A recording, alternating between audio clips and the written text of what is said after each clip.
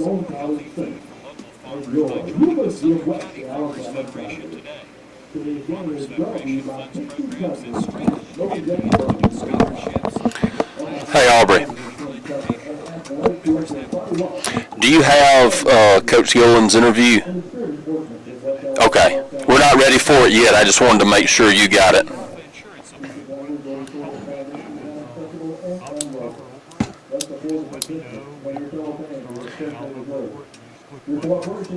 Okay, it's going to be a while before we go to it, all right? Okay.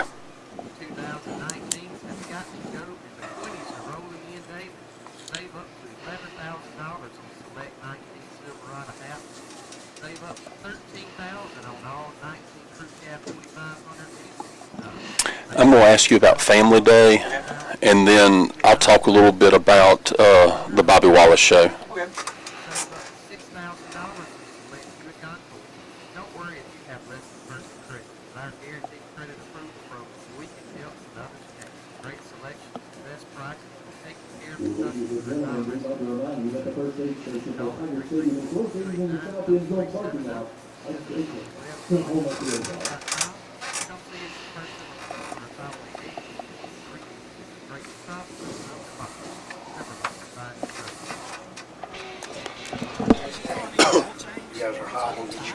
Okay.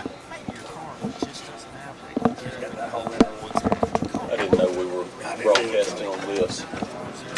Yeah, we just are now, I guess. That's fine. I just flipped it up. There's some people listening. What's that, Aubrey? Yes, I've got it. Somewhere. Well, it's the same thing. It's always been turning it down. It's the only time y'all go silence when I keep it.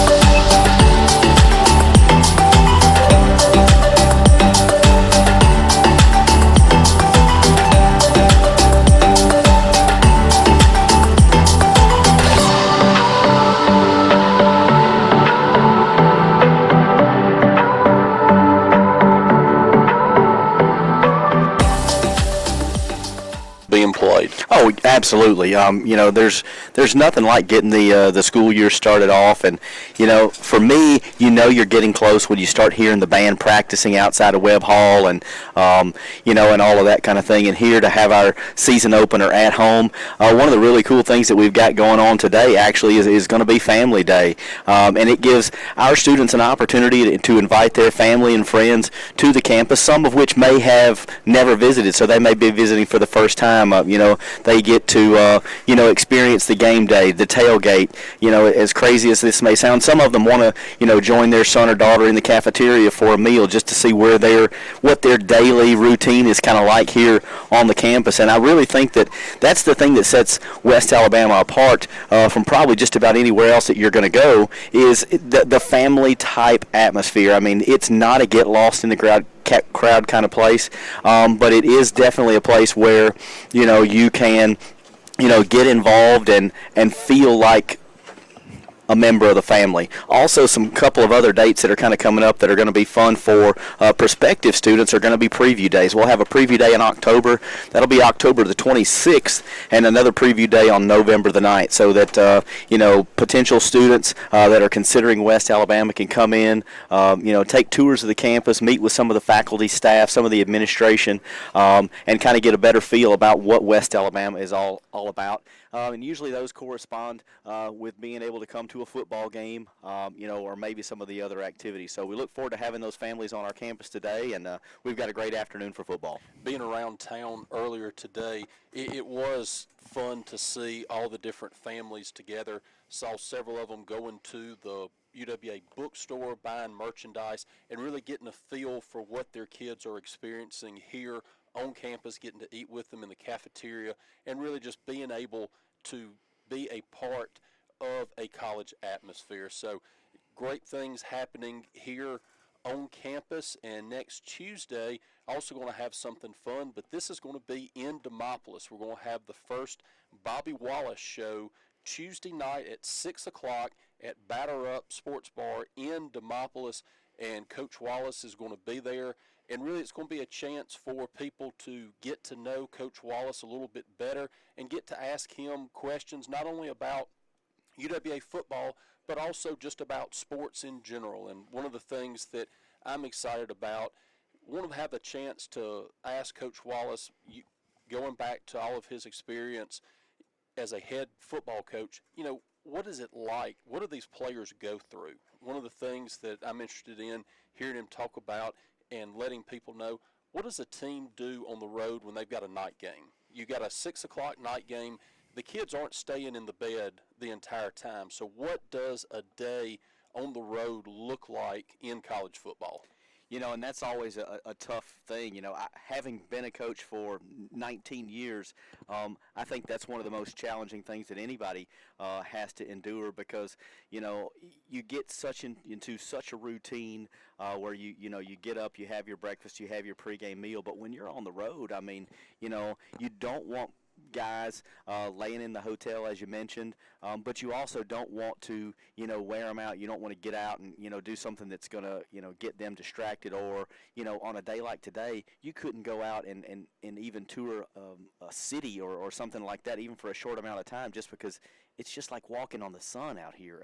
It's definitely a challenge, and something that I'd like to hear coaches' thoughts on that as well. So again, that's the Bobby Wallace Show this Tuesday night at 6 p.m. at Batter Up in Demopolis. Come be able to meet Coach Wallace, ask him pretty much anything that you want, and enjoy some good food and drinks at Batter Up.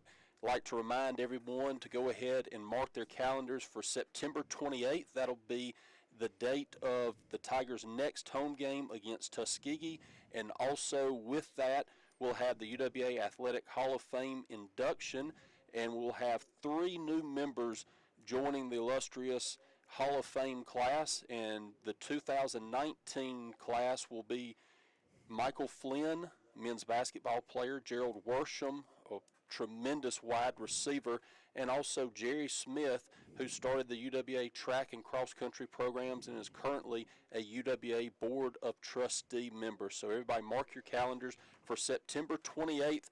Be here for a huge contest between the Tigers and Tuskegee.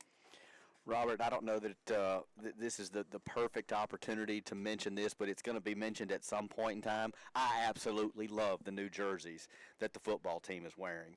They got a new Adidas red jersey, and it has a shiny white number on it. Last year we had a little bit of a time. The silver numbers on the jerseys looked really sharp close up from a blind broadcaster's point of view. It was really tough from far away, but they're crisp white numbers on a red Adidas jersey this year looks really sharp. Much more of a traditional look to the jerseys. They have a West Alabama nameplate on the front with a number down below it. They have numbers on each sleeve and numbers on the back with no name on the back. So the numbers and the red and the white really stand out, look terrific. And glad you mentioned that. New jerseys this year, they look really sharp on the field. Let's hope that their play can match how they look. Absolutely. If the play is anything near the way they look, I think we're in for an absolute treat today. West Alabama, as we mentioned, wearing the red jerseys. White numbers. They're going to wear solid white pants today and the red headgear. But, we're about 28 minutes away, Robert, from the opening kick here in West Alabama. I'm pretty excited about it. Yes, and when we come back, we will preview tonight's opponent, Limestone. You're listening to the Sumter County Farmers Federation Tiger Tailgate Show on ESPN 104.9 and ESPN1049.com. Being a champion takes more than talent, more than the perfect pass, more than using your head. Being a champion takes the spirit to always push harder, the ability to overcome any hurdle, and the fire to be the best. Welcome to Division II, where the pursuit is yours to create. And the question isn't, can you do it? It's, will you?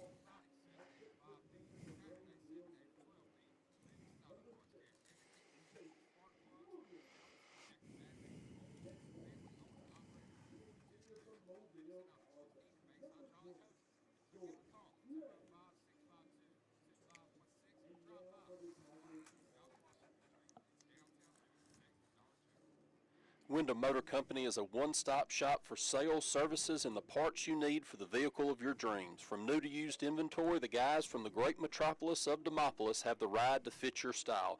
Visit the website to get pre-approved for an even smoother experience.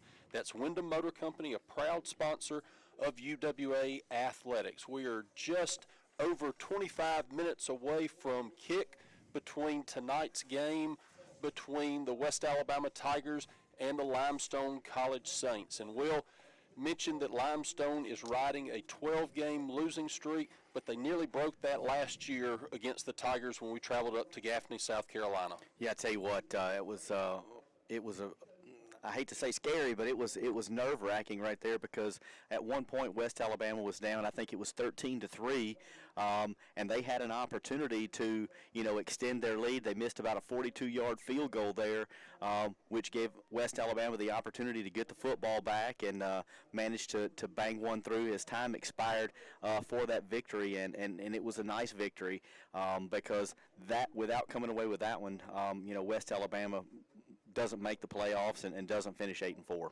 And if you remember, the score was tied at 13 late in the fourth quarter, and immediately before that missed field goal by Limestone, they scored a touchdown and had it called back because of a holding call. Not only did it negate the touchdown, it also moved them back and ultimately cost them as the field goal was missed. West Alabama took the ball and was able to march down the field to set up Jordan Bennett for the game-winning kick as time expired, and West Alabama was fortunate to leave Gaffney with that 16-13 victory. Absolutely. For those of you who are not familiar with Limestone, they're located in Gaffney, South Carolina. They college was founded in 1845, so not quite as old as West Alabama, but it's got a few miles on it as well. Their enrollment's about 2,200. Their colors are going to be blue and gold, and we saw that much like our stadium, they've got a turf stadium there. But you mentioned it, Coach Turk is in his first full season as a head coach, finished up the last 2 games last year, so he has not recorded a decision against West Alabama in his coaching career. Brian Turk is the 3rd head coach at Limestone in the last 3 seasons. As you mentioned, he was the offensive coordinator last year and the interim coach for the last 2 games of the season. They then promoted him to the full-time head coach. He's a graduate of the University of South Carolina, where he was a coach on the Gamecock staff and the recruiting coordinator, and he has come in and being the offensive coordinator from last year. Much of what the Saints will run this year should look very similar to what we saw last year with them, but he has completely revamped the defense with all new defensive coaches. And if you look at what everybody wants to know is the West Alabama offense, and so you look at the Tigers on that side of the ball, and they have got, as we mentioned, 9 guys coming back, really 9.5 if you count the running back who kind of was a running back by committee situation last year. But you're going to have to replace Harry Satterwhite. And anytime you have to replace an all-conference, all-American type quarterback, it's always tough. But the good news for the 2 quarterbacks, Jack McDaniels, a transfer from Delaware State, and Jacob Murphy, who we saw at times last season, the good news for them is they're really walking into a situation where everything is set up for them to succeed. On that side of the ball, you had 5 preseason all-conference members, Quay Boyd at tight end, Christian Salisbury and Bailey Blanchard at the receiver spot, and then Brandon Anderson and Carl Dyer across the offensive line. And so if you're a quarterback stepping into this, you've got to be excited. Oh, no doubt. I mean, you're talking about Blanchard, Salisbury, and Boyd. Those were the 3 top wide receivers for West Alabama last year.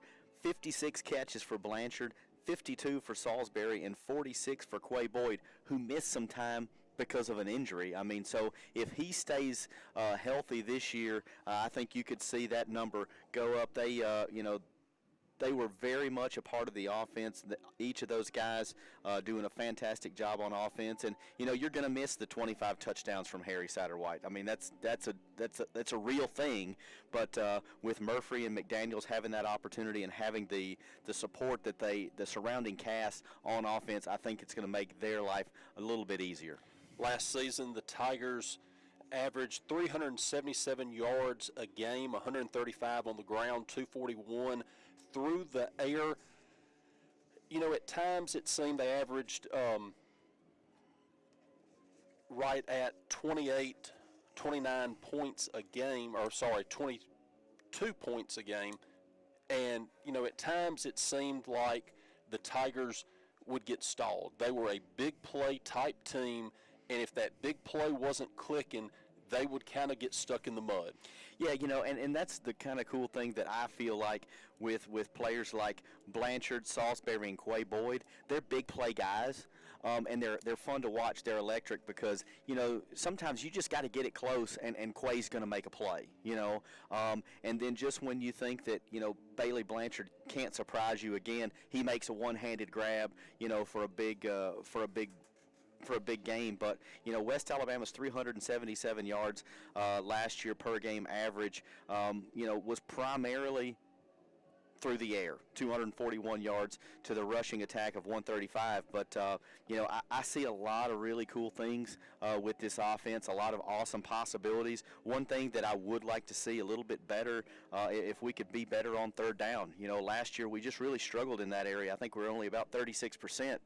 So if we can bump that up and give them more opportunities to move the football, that's going to make whichever quarterback emerges as we get into this season, it's just going to be a little bit better. With the veteran offensive line, another thing that Tiger fans hope to see more of, and as you mentioned, the rushing attack. This year it's going to be led by a three-headed monster, Derek Underwood, Demetrius Battle, a redshirt freshman out of Birmingham, and James Smith, a junior from Canton, Mississippi.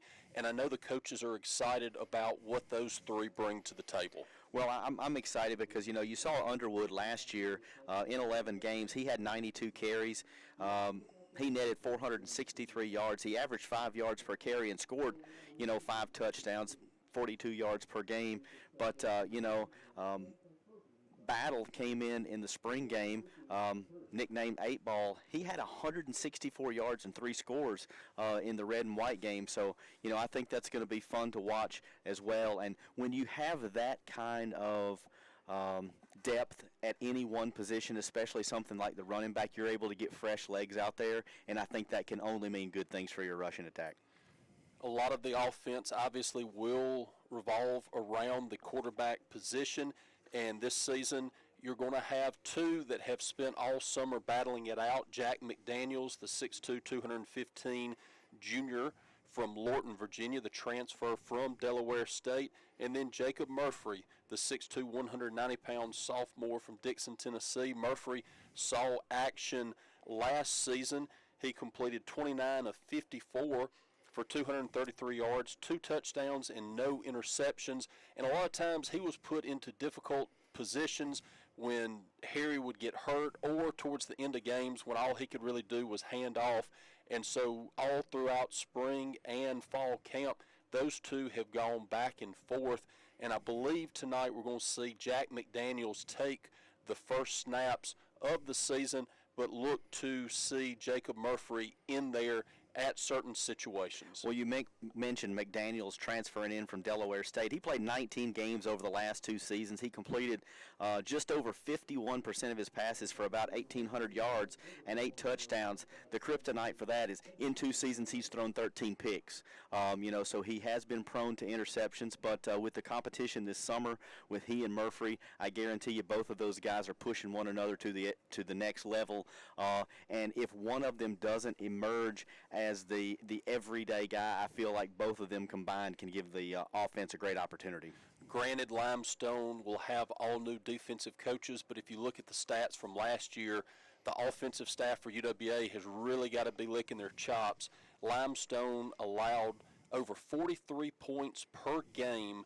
They gave up 188 through the air and almost 300 yards rushing per game. So if you're starting a new quarterback out, this is the type of defense you would hope to go against. Yeah, absolutely. You know, you can't ever look too far ahead, but, you know, it's 1 year removed from, you know, there's no other way to say it. They had the worst defense basically in their conference, and, you know, as long as we come in and don't get too far ahead of ourselves and just take it, you know, one play at a time, I think West Alabama's offense can really take advantage of that.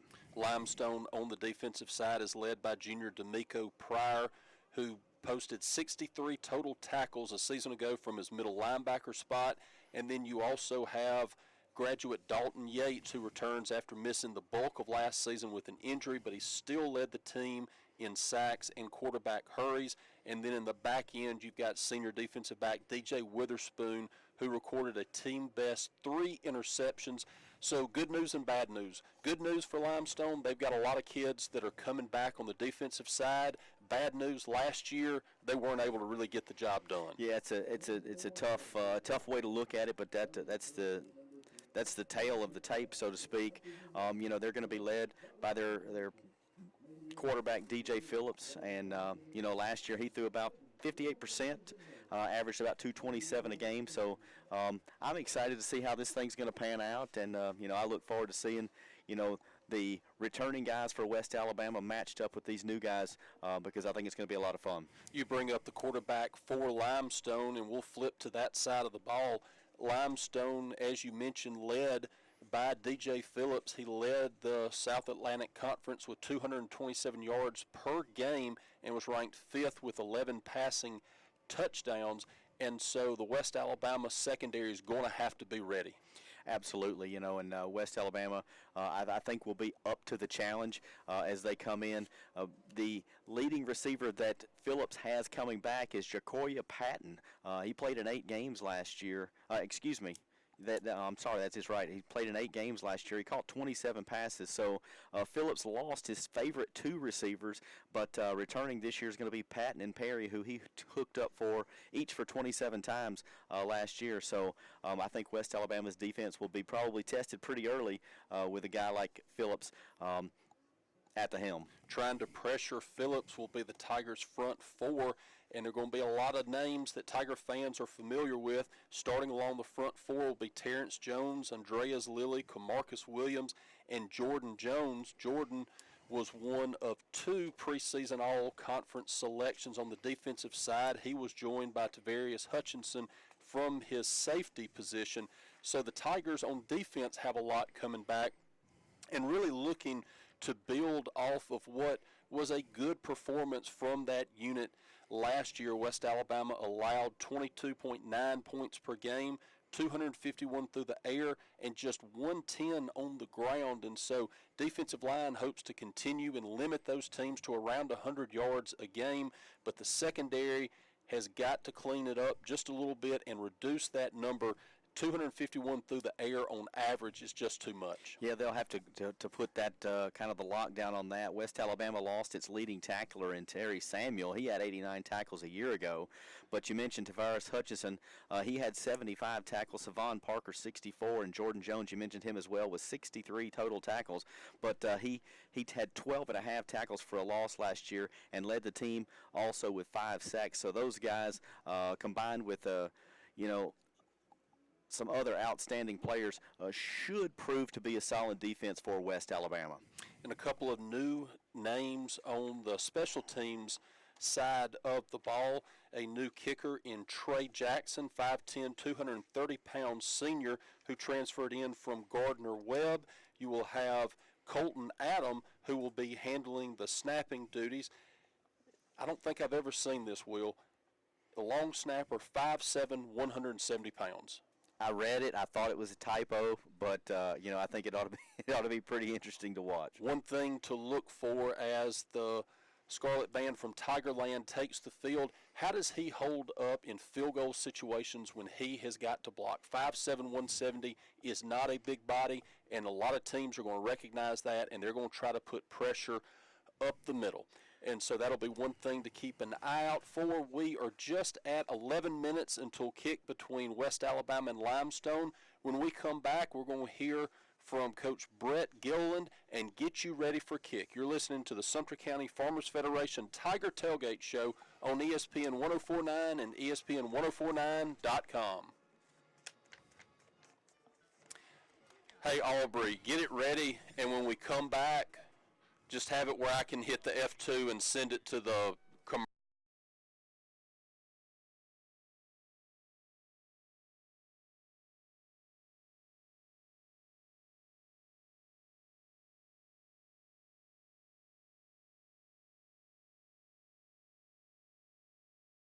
NCAA Division II, community engagement is an initiative at all 25 national championships because student athletes want to give back while competing for a national title. Over the course of the year, Division II student athletes have an opportunity to leave a lasting impression in local communities throughout the country. Whether Division II student athletes are volunteering at hospitals, schools, after-school care programs, foster homes, or retirement villages, they make a difference in the lives of others. In Division II, we rise to the opportunity and make community engagement ours.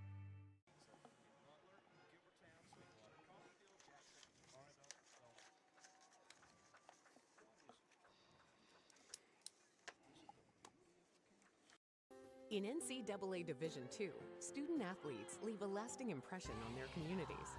That's because Division II student athletes want to make a difference and truly be part of their surrounding communities. Through community engagement, thousands of student athletes from various backgrounds interact with community members who view them as role models. This interaction leaves a positive and perhaps even life-changing impression on all those involved. In Division II, we rise to the opportunity and make community engagement ours. In NCAA Division II, student athletes leave a lasting impression on their communities.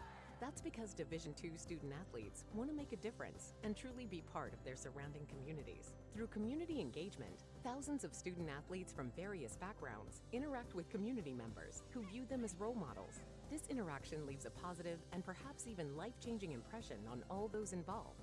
In Division II, we rise to the opportunity and make community engagement ours. In NCAA Division II, student athletes leave a lasting impression on their communities. That's because Division II student athletes want to make a difference and truly be part of their surrounding communities. Through community engagement, thousands of student athletes from various backgrounds interact with community members who view them as role models. This interaction leaves a positive and perhaps even life-changing impression on all those involved. In Division II, we rise to the opportunity and make community engagement ours. In NCAA Division II, student athletes leave a lasting impression on their communities. That's because Division II student athletes want to make a difference and truly be part of their surrounding communities. Through community engagement, thousands of student athletes from various backgrounds interact with community members who view them as role models. This interaction leaves a positive and perhaps even life-changing impression on all those involved. In Division II, we rise to the opportunity and make community engagement ours. In NCAA Division II, student athletes leave a lasting impression on their communities. That's because Division II student athletes want to make a difference and truly be part of their surrounding communities. Through community engagement, thousands of student athletes from various backgrounds interact with community members who view them as role models. This interaction leaves a positive and perhaps even life-changing impression on all those involved. In Division II, we rise to the opportunity and make community engagement ours. In NCAA Division II, student athletes leave a lasting impression on their communities. That's because Division II student athletes want to make a difference and truly be part of their surrounding communities. Through community engagement, thousands of student athletes from various backgrounds interact with community members who view them as role models. This interaction leaves a positive and perhaps even life-changing impression on all those involved. In Division II, we rise to the opportunity and make community engagement ours. In NCAA Division II, student athletes leave a lasting impression on their communities. That's because Division II student athletes want to make a difference and truly be part of their surrounding communities. Through community engagement, thousands of student athletes from various backgrounds interact with community members who view them as role models. This interaction leaves a positive and perhaps even life-changing impression on all those involved. In Division II, we rise to the opportunity and make community engagement ours.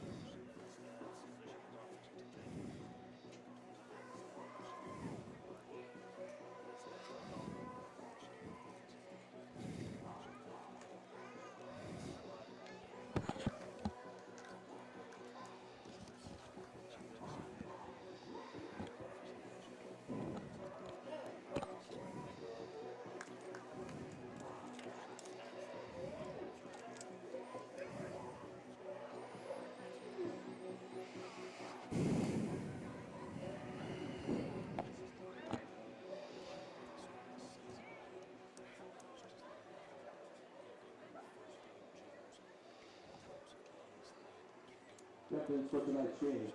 First, for Limestone College. Number 1, Manny Ogletree. Number 6, Almonte Thoreau. Number 21, Jacquez Callahan. Number 55, Kristen Sheets. And your captain for your University of West Alabama Tigers. Number 1, Tavares Richardson. Number 7, Jack McDaniel. Number 18, Clay Boyd.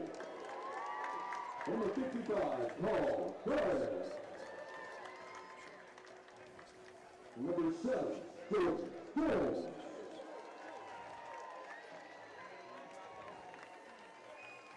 Welcome to the stadium, Limestone College.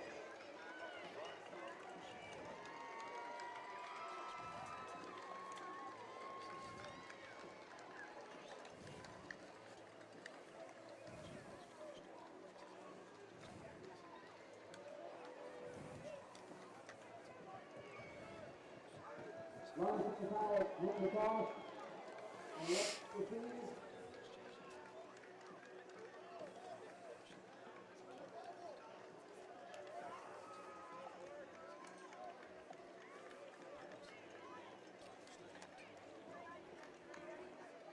Tiger fan this time, get on your feet and welcome to Tiger Stadium, your University of West Alabama Tigers.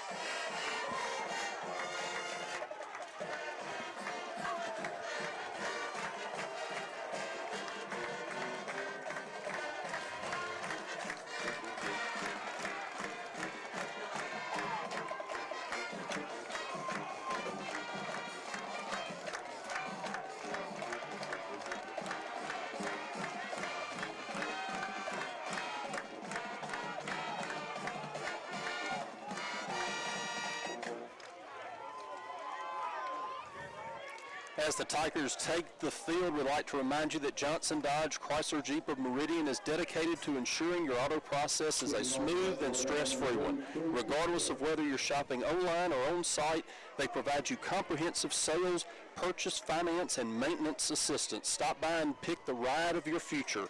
Johnson Dodge Chrysler Jeep, a proud sponsor of UWA Athletics. And Will, all the talking is over. It's time to finally get to football, and so the 24th ranked Tigers will take the field looking to win their 12th out of 14 games at Tiger Stadium. Tiger Stadium has really been a huge plus for the Tigers. Yeah, absolutely. It's a fun place to play. The fans here in Livingston always turn out. A great crowd right now.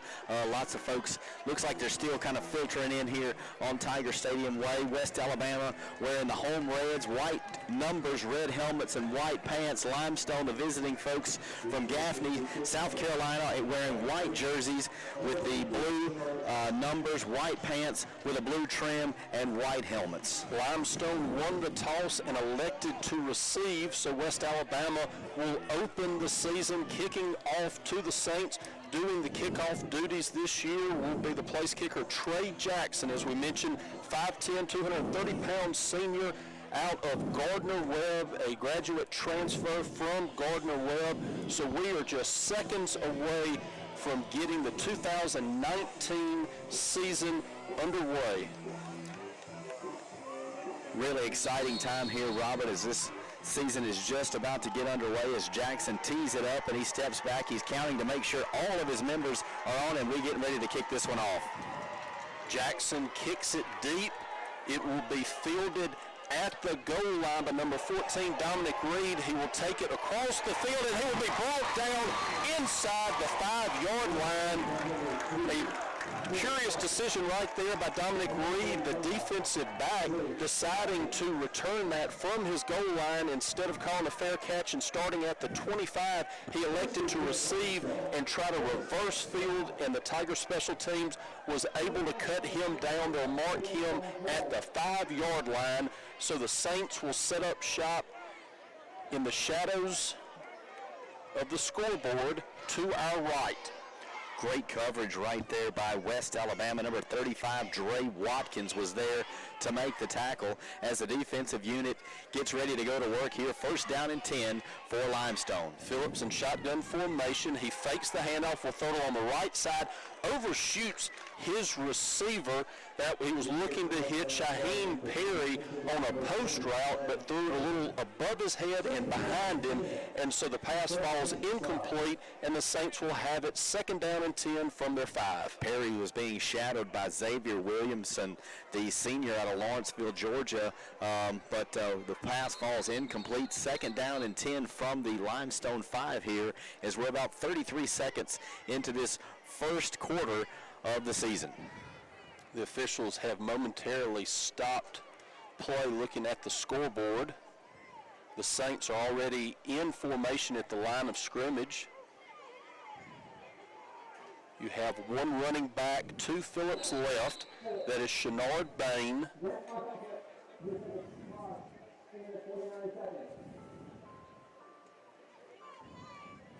So the officials are trying to get the clock set right.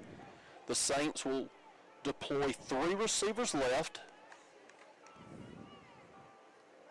as Phillips is in the shotgun formation. Officials still trying to get the clock correct. Trying to add 20 seconds back on the clock to get it to 14:49. So no change has been made yet. And so we're still in a holding pattern. Now the clock is correct. The official blows the play in. Phillips sends a tight end from the left side over to the right. Phillips hands off to Bain up the middle. He will squirt forward to the 9, so it will be a pickup of 4, and it will bring up third down and 6.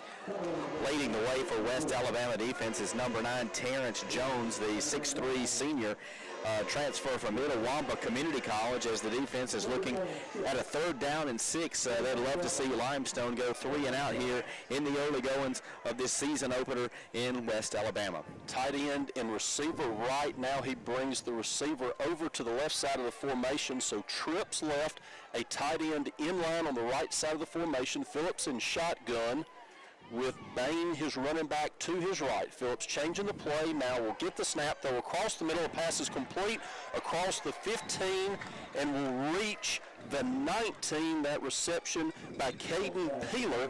And so the Saints convert on third down, and it'll be first down for the Saints at their own 19. Peeler was just able to find a soft spot there in the defensive secondary for West Alabama, and Phillips delivers a strike as they move the chains. First down and 10 from the Limestone 19-yard line. Phillips now with an H-back to the right. They will flip it to Peeler on the jet sweep. He will only pick up a yard. Good defense by the Tigers, led by Corey Proctor over on that left side of the Tiger defensive front. Corey Proctor in good pursuit right there to limit the gain to 1 yard. Second down and 9. 13-15 remaining here in this first quarter. Ball on the 20-yard line for Limestone. 0-0 your score on a warm day in Livingston, Alabama. 3 receivers left, 1 to the right. Bain behind Phillips. Now he goes to the right side of the formation as a wide receiver. Phillips, empty backfield, gets pressure, throws it up to Peeler, and the pass is knocked down. Good coverage on the left side by Jordan Grady. Phillips getting the pressure early, just had to throw that one up. Phillips had a lot of pressure, and that was coming in the name of Corey Proctor. A great blitz right there by the linebacker coming in right through the offensive line, putting a lot of pressure, bringing up a third down and 9 for Limestone. 12:56 remaining first quarter. Opening possession of the game. Saints have already converted 1 third down on this drive. Phillips shotgun formation, 2 receivers left, 1 to the right, an H-back to Phillips' right, and he fakes it to the running back. He gets pressure and has to just unload it. Incomplete. Tigers force a punt by the Saints. Corey Proctor once again finding the soft spot in that offensive front for Limestone, putting a lot of pressure on Phillips, and he just had to get rid of it before taking a big sack. So the 4th down for Limestone will be on their own 20, so they'll be back to punt for the first time. The receiver back for West Alabama just beyond the midfield stripe here, as West Alabama is looking forward to getting their first opportunity on offense. Thomas Cook, the punter, will be punting from around his 5-yard line. Sid Thurman at his own 46. It's a line drive punt, fielded by the Tigers at the 43, up to midfield and just in to Saint territory at their 48-yard line. That was Chris Williams with the punt return. Chris Williams doing a nice job right there to elude that initial tackle. Picked up a couple of yards as he crossed over midfield. So West Alabama in Limestone territory as they will take over 1st down and 10 from the Limestone 48. Tiger fans get their first look at Jack McDaniels, the transfer from Delaware State. He will have Derek Underwood behind him in the pistol formation. 2 receivers left, 1 to the right. Handoff, Underwood tries to move to the right. The ball comes out. It will be covered up by McDaniels, but it will result in a loss of 3 on the play. It looked like Underwood was going down and the ball just got knocked out at the last minute. It looked like the defensive end, Kelvin Atkins, kind of got a hand in there, stripped it away. So what would have been maybe a one-yard gain ends up in a 3-yard loss as West Alabama is looking at a 2nd down and 13. 2 receivers left, 1 to the right. McDaniels with his first pass. No, he's moving to his left. Now he throws it. The pass is complete across the 40, 35, 30, 25, 20. The reception is made by Christian Salisbury, but there is a flag back in the backfield, likely going to get a hold on the Tiger offensive line. Tough blow right there for West Alabama as Salisbury makes a good move and makes Manny Ogletree miss for a big gain, but that's all going to be for naught as the holding is going to go against West Alabama. So that 30-yard gain will be wiped away, and it will take the Tigers from a 1st down deep in Saint territory to a 2nd down and 23 at their own 39-yard line. So 2 offensive snaps and 2 trips backwards for this Tiger offense. Not the direction you want to go if you're West Alabama, but obviously early on here, not trying to do too much, but it'll be 2nd down and very long for West Alabama as McDaniel is in the shotgun. 3 receivers left, 1 to the right. Handoff up the middle to Underwood. He'll get across the line of scrimmage, up ahead to around the 44-yard line. So a nice gain of 5 on the play, but that will still make it 3rd down and 18. Defensive end Kelvin Atkins in on the stop, but he loses his helmet, so he checks out. He's got to go off to the sideline. It's going to be 3 wide receivers to the left side, 1 wide receiver to the near side, and McDaniel in shotgun. McDaniels looks downfield, looks the way of Bailey Blanchard. He's going deep to Blanchard. Blanchard extends out the pass just out of the reach of Blanchard, and so that will bring up 4th down for West Alabama. Blanchard was double covered by Dorset Johnson and Marcus Green, but he had a step. Ball just a little much for him to get a hand on, but that's going to bring on the punting unit for West Alabama. Back to punt for West Alabama is number 17, Zach Gaines, a senior here. We've seen him quite a bit here in the past. Return man for Limestone will be about at his 10-yard line. Gaines, the all-time leading punter in West Alabama history, averaging 42.34 yards per punt. He will punt from around his 30. It is a wobbly spiral that will hit at the 10, bounce once it is fielded inside the 5, and that's where he will go down right away. Malik Brooks is tackled, and again, that's 2 special teams plays that leave you scratching your head. Exactly what were the Saints doing? I'm not sure, but credit Xavier Williamson on special teams for West Alabama. He got down there in the hurry, and for 2 consecutive series, Limestone is going to start within the shadow of the goal, the scoreboard there, as they're going to take it over 1st down and 10 from their own 4. Phillips again in shotgun formation. Shenard Bain will be to his right. Two receivers right, one to his left. Handoff to Bain. No, Phillips pulls it and keeps it, gets across the 10, and will slide down at the 12-yard line. So it will be a pickup of 8 on the play for Limestone. Nice play fake by Phillips. The entire defense went with Bain. Phillips pulled it and was able to get nice yardage on first down. Yeah, Phillips gets the marked him just shy of the first down, so it'll be 2nd down and 1. He slid a little too early as he was feeling the heat from Jeremiah Boyd. Phillips this time will hand off to Bain, who is met immediately by Dorset Johnson. Bain was able to spin out of Johnson's tackle and reach the 15, so it will be a Saints first down. Saints first down as Phillips gives them a little bit of breathing room as they started this drive on their own 4-yard line. It'll be 1st down and 10. Ball on the Limestone 15-yard line. 10:30 left here in the first quarter. Nothing your score. Two receivers either way. Now Peeler comes across the formation to the left, so 3 receivers to the left. Bernard, Bain in there to Phillips right. Phillips drops back, quick throw along the right sideline. The pass is hauled in around the Limestone 40-yard line. That pass complete to Quay Brown, and just a one-read quick throw from Phillips to Brown. What a sweet catch, too. I mean, it was right on the money, and Brown was able to pull it in. In coverage for West Alabama was Williamson, but they just couldn't do anything with it as Brown got a step on his receiver as Phillips brings him to the line. 1st down and 10 from their own 39. 3 receivers left, 1 to the right. Phillips in shotgun. He's looking to throw. Goes across the middle, looking to dump it down to Bain. The pass was behind Bain and goes incomplete.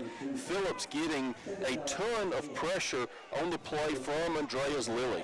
Andreas Lilly just kind of welcomed to West Alabama there, Phillips, as he has to get rid of it pretty quickly. He's going to bring up a 2nd down and 10. Limestone still not able to cross midfield yet as they're working from their own 39-yard line. Second possession for the Saints. 9:45 remaining first quarter, no score. Phillips, 2 receivers left, H-back and tight end to the left. Shenard Bain to Phillips left. Now he sends the H-back to the right side of the formation. So there's a tight end either side. Phillips, quick throw to Peeler in the flat. He's got it at the 40 and tries to wrestle free, but will be brought down at the 42-yard line. So a pickup of 3.5 will make it 3rd and manageable for the Saints. Jordan Grady is going to get credited with the tackle as he wraps him up and drags him out of bounds. And West Alabama defense, at times right now seeing, a few sparks here and there as they want to get a big 3rd down stop here. 3rd down and 7, ball on the 42 of Limestone. Phillips will deploy 2 receivers to the left, 1 to the right. Tight end in line to the right side of the formation. Shenard Bain will be to Phillips' left. Now Phillips moves Bain to his right. Phillips surveying the defense. The Tigers in a 4-3. Phillips looking to throw and just has to throw it into the ground as the Tiger pressure was putting heat on him. Yeah, Quanzi Jackson just coming up, putting that pressure on is going to force the punting unit to come out for Limestone. So West Alabama's defense doing what you want them to be able to do is get the offense of Limestone off the field. Now West Alabama is going to have to figure out a way to get that offense going. As the return man for West Alabama, he works his way back. He's going to be standing at his own 18-yard line, getting ready for the return. Christian Salisbury will be the returner on this punt. Thomas Cook will be kicking from around his 27.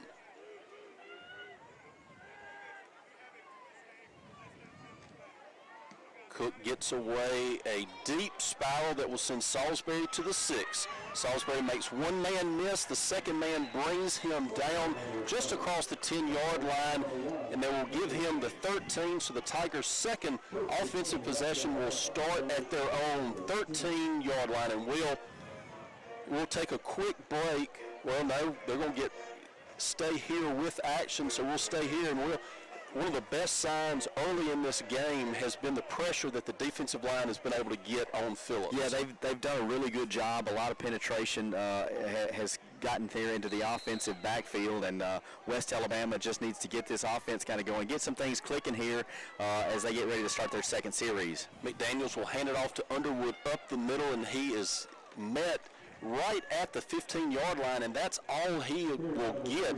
So a gain of about 1.5 yards, maybe 2 yards for Underwood, and really no push by that offensive line. Yeah, and it seems like I've called this guy's name out 15 times already. Kelvin Atkins in on the stop, the redshirt senior out of Columbia, South Carolina, kind of anchoring that defense for Limestone here in the early going. McDaniels with an empty backfield, 3 receivers left, 2 to the right. He dumps it out to Salisbury across the 15, 20. He will reach the 24-yard line. He is right at the first down marker, and they will give him the first down. Tigers right back to the line of scrimmage. 2 receivers right, 1 to the left. Handoff to Underwood up the middle. A little bit more room this time, but not much. He's across the 25 to the 26, so a pickup of 3. Nice job right there by West Alabama, really picking up the tempo, trying to keep them from being able to make some defensive switches for Limestone. It's going to be 2nd down and 7 as McDaniels goes from the shotgun. McDaniels will run the option. He will pitch it to Underwood. Underwood will reach the 25, and that is all. So it's going to be a loss of around 1 yard as the Tigers' second offensive possession is just starting to stall out a little bit like the last one was, as we're under 7.5 minutes in the first quarter. McDaniels will send 3 receivers left, 1 to the right. That 1 to the right is Blanchard. Underwood will be behind McDaniels in the pistol formation. Daniels looking to throw, looking to go deep, has a receiver. Pass is complete across the Limestone 40. He will be pushed out of bounds around the 35. That's Dion Hill on the reception, and Hill just beat his man, and McDaniels put it right where it had to be. Beautiful throw right there, and in coverage for Limestone was Amonte Prelu, and he just, he did all he could do without having a pass interference, but a great pitch and catch for West Alabama is a big play. 1st down and 10 from the Limestone 36. McDaniels fakes the handoff to Underwood, looking to throw, lofts it for Quay Boyd. The pass is caught across the 15. Boyd will go down at the 13, and right there McDaniels knows exactly who he's dealing with and just throws a lob pass to Quay Boyd, and he's able to go up and get it. Quay Boyd's a big target, and just great to see. Handoff Underwood along the left side, cuts it back to the right. He'll get inside the 15, and they'll mark him down right there. So a gain of 3 on the play, 2nd down and 7, and there's an injured Limestone Saint on the field. And so with that, we're going to take a short break. 6:25 remaining in the first quarter. Tied at 0, but the Tigers are driving. You're listening to West Alabama football on ESPN 104.9 and ESPN1049.com.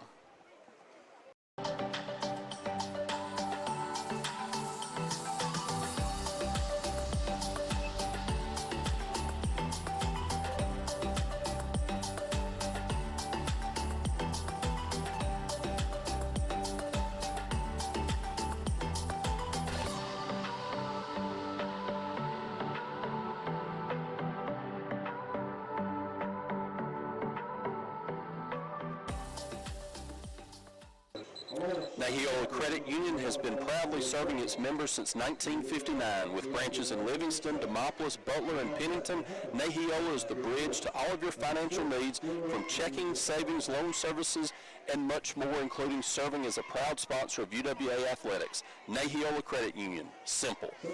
Tigers are hoping they can get it into the end zone right here. It's 2nd down and 8 from the Saint 10-yard line. McDaniels looking to throw, looking to his left, now has Blanchard at the 5. Blanchard dives for the corner of the end zone. Touchdown, Tigers. Nice job right there as Bailey Blanchard lined up on the right side there, and he's just kind of easing his way toward the line. The ball was snapped, and he works toward the middle of the field, and McDaniels had him locked in the whole way, so Blanchard's able to get it in for the first score of the year. West Alabama leading 6-0 here with 6:06 with the PAT forthcoming. Great part about that play, McDaniels has to let Blanchard clear the linebackers and get all the way across the formation. He knew he was going to get hit. He waited and just threw it in a perfect spot, knowing he's about to get hit, but had that patience and didn't panic back there. The extra point is up, and it is good.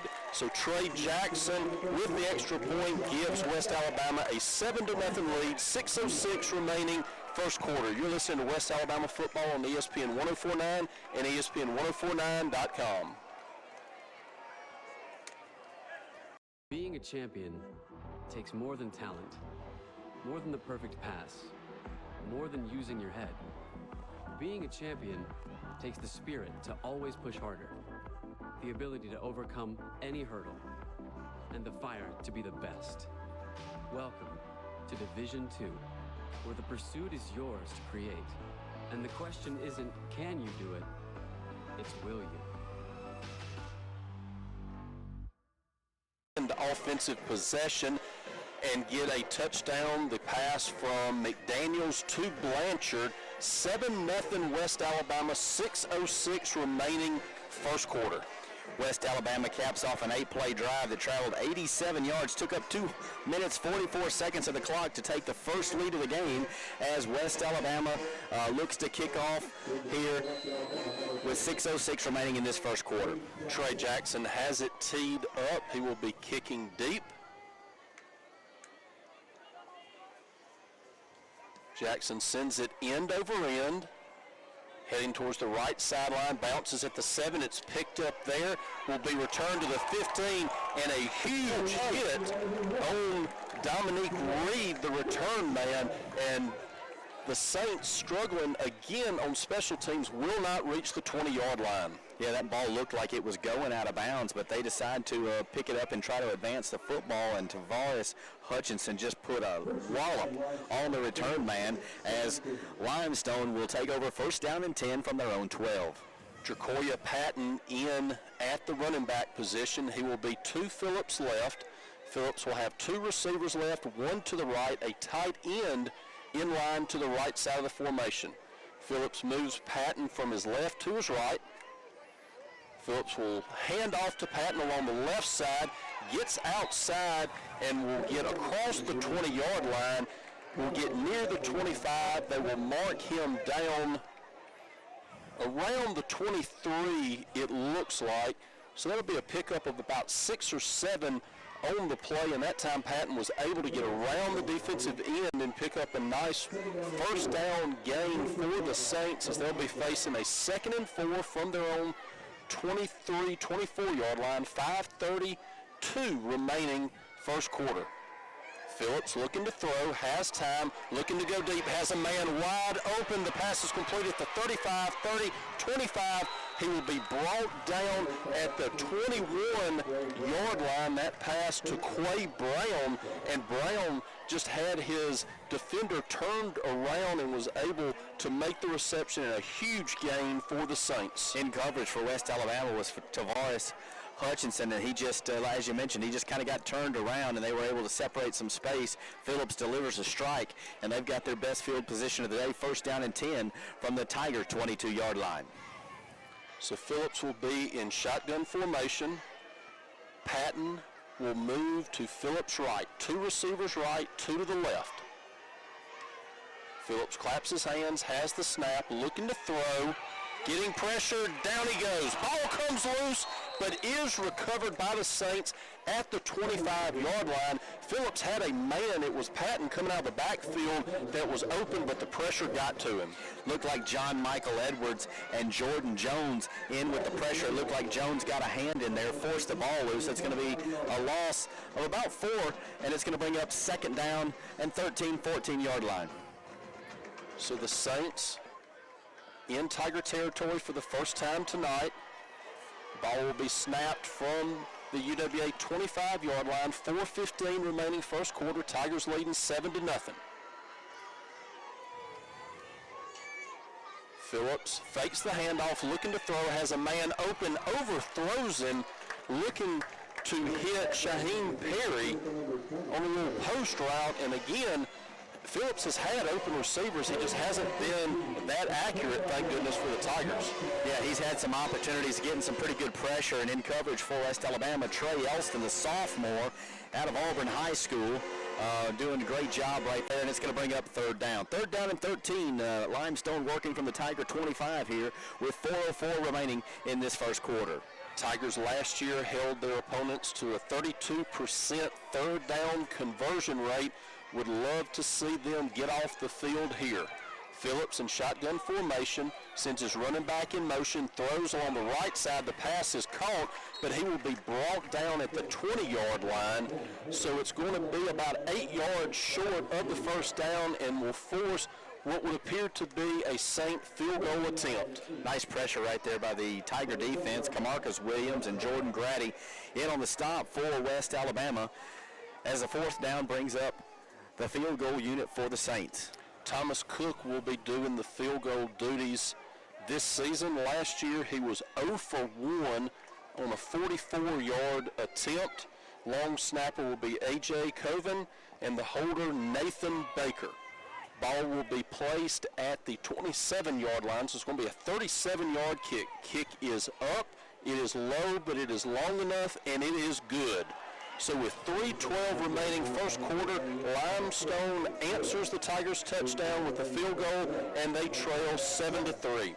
You're listening to West Alabama football on ESPN 104.9 and ESPN1049.com. NCAA Division II Community Engagement is an initiative at all 25 national championships because student athletes want to give back while competing for a national title. Over the course of the year, Division II student athletes have an opportunity to leave a lasting impression in local communities throughout the country. Whether Division II student athletes are volunteering at hospitals, schools, after-school care programs, foster homes, or retirement villages, they make a difference in the lives of others. In Division II, we rise to the opportunity and make community engagement ours. 12 remaining first quarter, West Alabama on top 7-3, but the Limestone Saints were able to answer the West Alabama touchdown with a field goal, and so really been a little bit of a back and forth. Each team kind of feeling each other out here early on. Yeah, the scoring drive for Limestone, 6 plays, 63 yards, took 2 minutes, 49 seconds, and culminated in that 37-yard field goal. And as you mentioned, just each team trying to see where they want to be right here, feeling each other out, so to speak, as Limestone gets ready to kick it off again. Kickoff will go to Salisbury at the 3. He is going up the middle, now bends it to the right across the 20. He is hit once, hit twice, and he will be brought down at the Tiger 26-yard line. So West Alabama will scrimmage for the third time tonight at their own 26-yard line. West Alabama with previous series started off with pretty good field position. Here they're going to have a little bit more work cut out for them, but they're doing a good job so far. Total yards for West Alabama prior to this series, 89 yards. Limestone 116 as McDaniels brings his offensive unit to the line. It'll be first down and 10 from the Tigers 26. McDaniel will have James Smith as the running back behind him in pistol formation. Salisbury swings around the formation, flip pass to him. He will get it across the 30, gets free at the 35, and they will mark him out of bounds. Or will they say that he continued on? One official is marking him up closer to the 38.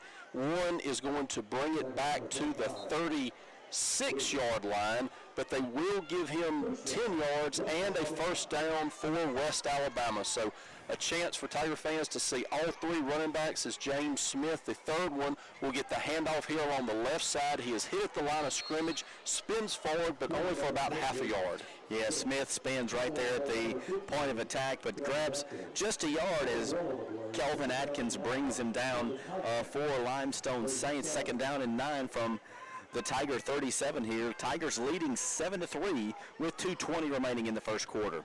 McDaniels with Smith behind him, pistol formation, one receiver left, two to the right, Quay Boyd on the right side of the formation. McDaniels drops, looks to throw, crossing route complete to Martin across the 40, 45, cuts it back in, then goes out of bounds just shy of midfield. They'll mark him down at the Tiger 48-yard line. That'll be a pickup of 11 and another West Alabama first down as we go under 2 minutes here. First quarter, Tigers up to the line, snap it. McDaniels looking deep, going to Blanchard, back shoulder throws complete. He's got it at the 20, 15, 10, 5, touchdown Tigers. And a great throw and catch right there. And McDaniels, the back shoulder fade to Blanchard. Blanchard was able to come back, make the reception, and then give just a little bit of a move, causing his man to fall down, and he is able to essentially walk into the end zone. Blanchard was able to get in between he and the defender, DJ Witherspoon, and just create some separation. Then it was just a foot race to the end zone, and Blanchard wins that one. So just like that, West Alabama moves the football to extend their lead by 10 with the PAT forthcoming. 74-yard scoring drive answers the Saints field goal. Trey Jackson on for the PAT. The kick is up, and it is good. So with 1:49 remaining first quarter, West Alabama 14, Limestone 3. You're listening to West Alabama football on ESPN 1049 and ESPN1049.com. In NCAA Division II, student athletes leave a lasting impression on their communities. That's because Division II student athletes want to make a difference and truly be part of their surrounding communities. Through community engagement, thousands of student athletes from various backgrounds interact with community members who view them as role models. This interaction leaves a positive and perhaps even life-changing impression on all those involved. In Division II, we rise to the opportunity and make community engagement ours. Robert Upchurch, Will Atkinson back here at Tiger Stadium. 1:49 remaining first quarter. West Alabama leading Limestone 14-3 after a beautiful throw and catch from Jack McDaniels to Bailey Blanchard. A four-play drive that covered 74 yards, culminating in a touchdown. Took a minute and 16 seconds off the clock to extend West Alabama's lead 14-3. Jack McDaniel so far in the afternoon, 7 of 8 for 151 yards and is connected for 2 touchdowns. Doing a great job, really spreading it out. He's hit 5 different receivers on the afternoon. Trey Jackson will kick it deep to Dominic Reed and Shenard Bain. Jackson's kick, end over end, will be fair caught by Reed inside the 10-yard line. So Limestone will set up shop at their 25, and you got to have a feeling that the coaches had a talk with the return men.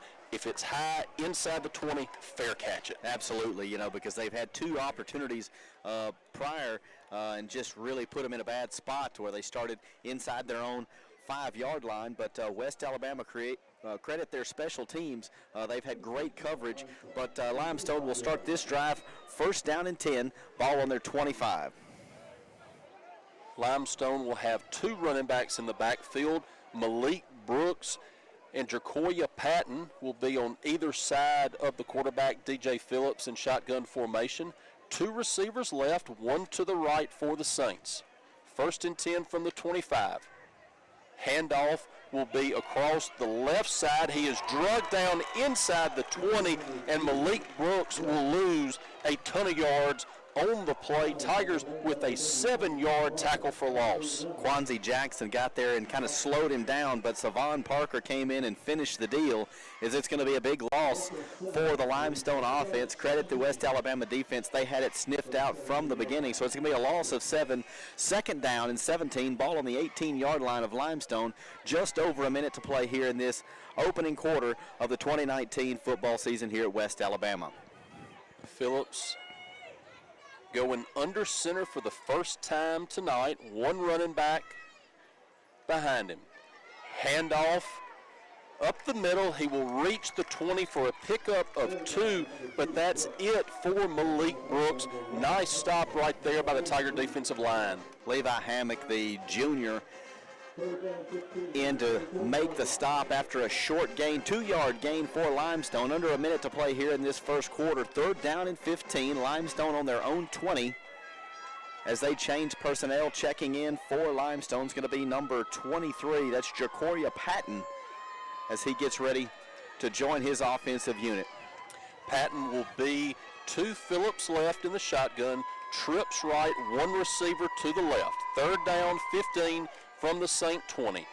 Phillips looking, throws, has Patton open at the 25. He spins out of 1 tackle, 2 tackles across the 30. He will be brought down at the Saint 32.5-yard line, but that's still going to be 2.5 yards short of the yards needed, and the Tigers appear to have forced a punting situation, but that is the end of the first quarter. So after 1 quarter of play here at Tiger Stadium, West Alabama 14, Limestone 3. You're listening to West Alabama football on ESPN 1049 and ESPN1049.com.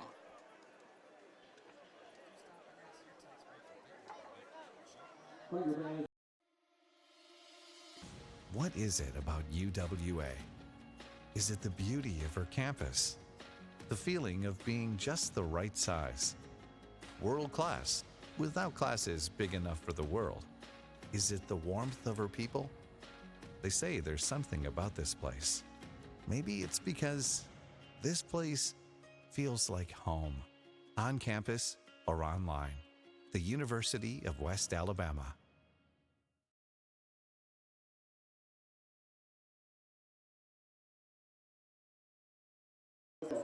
After earning his master's in the early 70s, he returned to the health department, where he worked as director of environmental health until his retirement. UWA Athletic Director Bobby Wallace is on the field tonight to present Britt with a Tiger jersey. Thanks, number 70, for all you've done as a Tiger. West Alabama with a 14-3 lead as we head into the second quarter to open up action in this second stanza. Limestone will be punting away. You will have Sid Thurman deep to receive for the Tigers. Handling the punting duties will be Thomas Cook, who is also their place kicker. Spiral that will go to the 20. It will be returned. Reversing field to his left. Stiff arm at the 25. Spins out of a tackle at the 30. Back across the field, but will be brought down right there at the 30. And so a nice return for the Tigers. First quarter stats for West Alabama. 7 first downs there in the first quarter. 4 for Limestone College, 7 for West Alabama. Derek Underwood, 6 carries for 11 yards. James Smith for a yard, and Jack McDaniel, 7 of 8 for 151. As was expected, Jacob Murphy will take the first series of this second quarter. He will be lined up in the pistol formation. 2 receivers to his right, 1 to the left. Handoff across the left. Smith across the 30-35 will reach near the 45-yard line. They will mark him out at about the 43.5-yard line, but that will be good for 14 yards and a West Alabama first down. He's going to be wrestled out of bounds by Kendarius Frederick after a nice gain as West Alabama's offense looking at a first down and 10 from their own 43. 2 receivers either way for Murphy. Now he sends Tyreek Martin behind the formation, will swing it to him on the pass. Martin has it across the 40 up to the 45-yard line. Short gain right there for the Tigers. Tigers had 2 receivers bunched on either side of the formation close to the line of scrimmage, and then they bring Martin around the backfield, swing it to him, but he's only able to get 2 yards. So it'll be 2nd and 8 for West Alabama from their own 45-yard line, nearing the 14-minute mark of the second quarter. 14-3 West Alabama. Murphy will hand it to Smith up the middle, nothing there, bounces it to his right across midfield, lowers his head, and will pick up another West Alabama first down. Really impressed with Smith and his running style. Smith doing a great job right there and getting a little help by Bailey Blanchard getting out of that wide receiver position. Running a little interference as West Alabama gets it across the midfield stripe. It'll be first down and 10 inside Limestone territory on their 45. Salisbury checks out. Jermoris McMillan in. Murphy will hand off to Smith up the middle. There's a penalty flag on the play. Probably going to be a hold against West Alabama as Smith was able to get it out to the 42-yard line of Limestone. Would have been about 3 yards, but as you hear Lamar Gresham telling the home crowd that is a hold against West Alabama, so it will back it up and make it a 1st and 20 from the West Alabama 45-yard line. 1st and 20 from the West Alabama 45. Quay Boyd checks out. That brings in Markeith Gray, the 6'3 senior from Buell, Alabama, at the tight end position. As Murphy looks to the sidelines for the signals as they come in. He's going to have 2 wide receivers here to the near side, and looks like he's going to have 2 to the far side. He will have James Smith behind him in the pistol formation. Murphy surveying the 4-2-5 defense of the Saints. Murphy looking to throw quick to Hill across the middle. The pass is incomplete. Quick slant route to Dion Hill, and Hill just not able to corral it in, so it'll make it second down and 20. A lot of traffic right there and a lot of bodies in the way for the Limestone defense as it's going to be second down and long for West Alabama. Murphy looking to make some headway here after the penalty. Hill and McMillan will be to the top of the formation. Tyreek Martin to the bottom.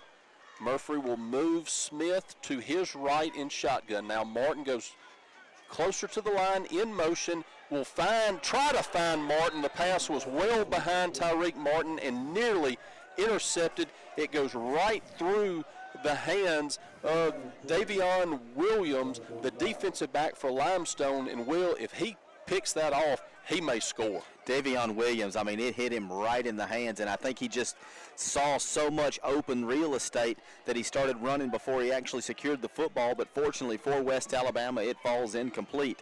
Unfortunately, you're looking at a third down and 20 from your own 45 here as Murphy works from the shotgun.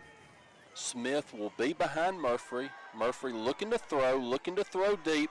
Miscommunication between Murphy and his receiver. He was looking to find Markeith Gray, and he threw it expecting Gray to continue running down the sideline. Gray had slowed it down and had turned back looking for more of a hitch route, and so miscommunication will lead to a fourth down and 20, and Zach Gaines is on the field to punt it away.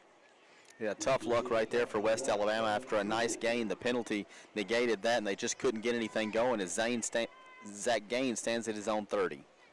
Gaines will boot it away. Ogletree will let it bounce behind him. It hits at the 3, the 2, the 1, and rolls into the end zone. So Limestone will start first and 10 at their 20, 12:50 remaining in this first half. It's been a quick moving first half. Seen a lot of good things from this West Alabama team so far. Yeah, West Alabama overall looking pretty good. They got a 14-3 lead here, and as we mentioned previous, Jack McDaniel, 7 of 8 for 151 yards in that first quarter with 2 touchdowns. He's able to hook up with 4 different receivers on the afternoon, Blanchard and Salisbury, each with 2 catches. Dion Hill and Quay Boyd, each with 1 of their own.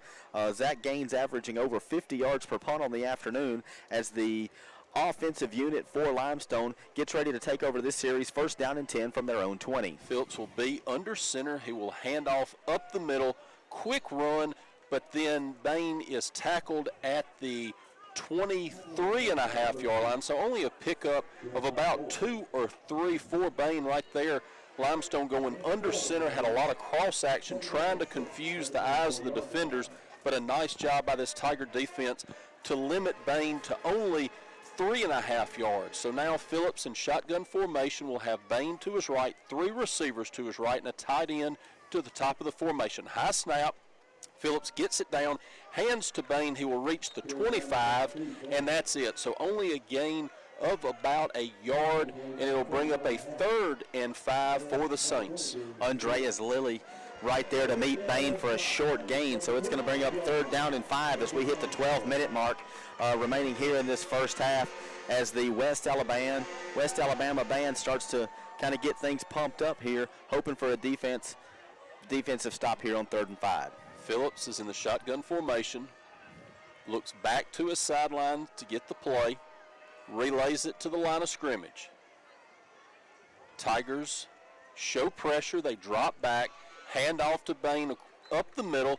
He will get 4, but it'll be a yard short of the first down, and so it'll be 4th down and 1, 11:23 and counting in this game.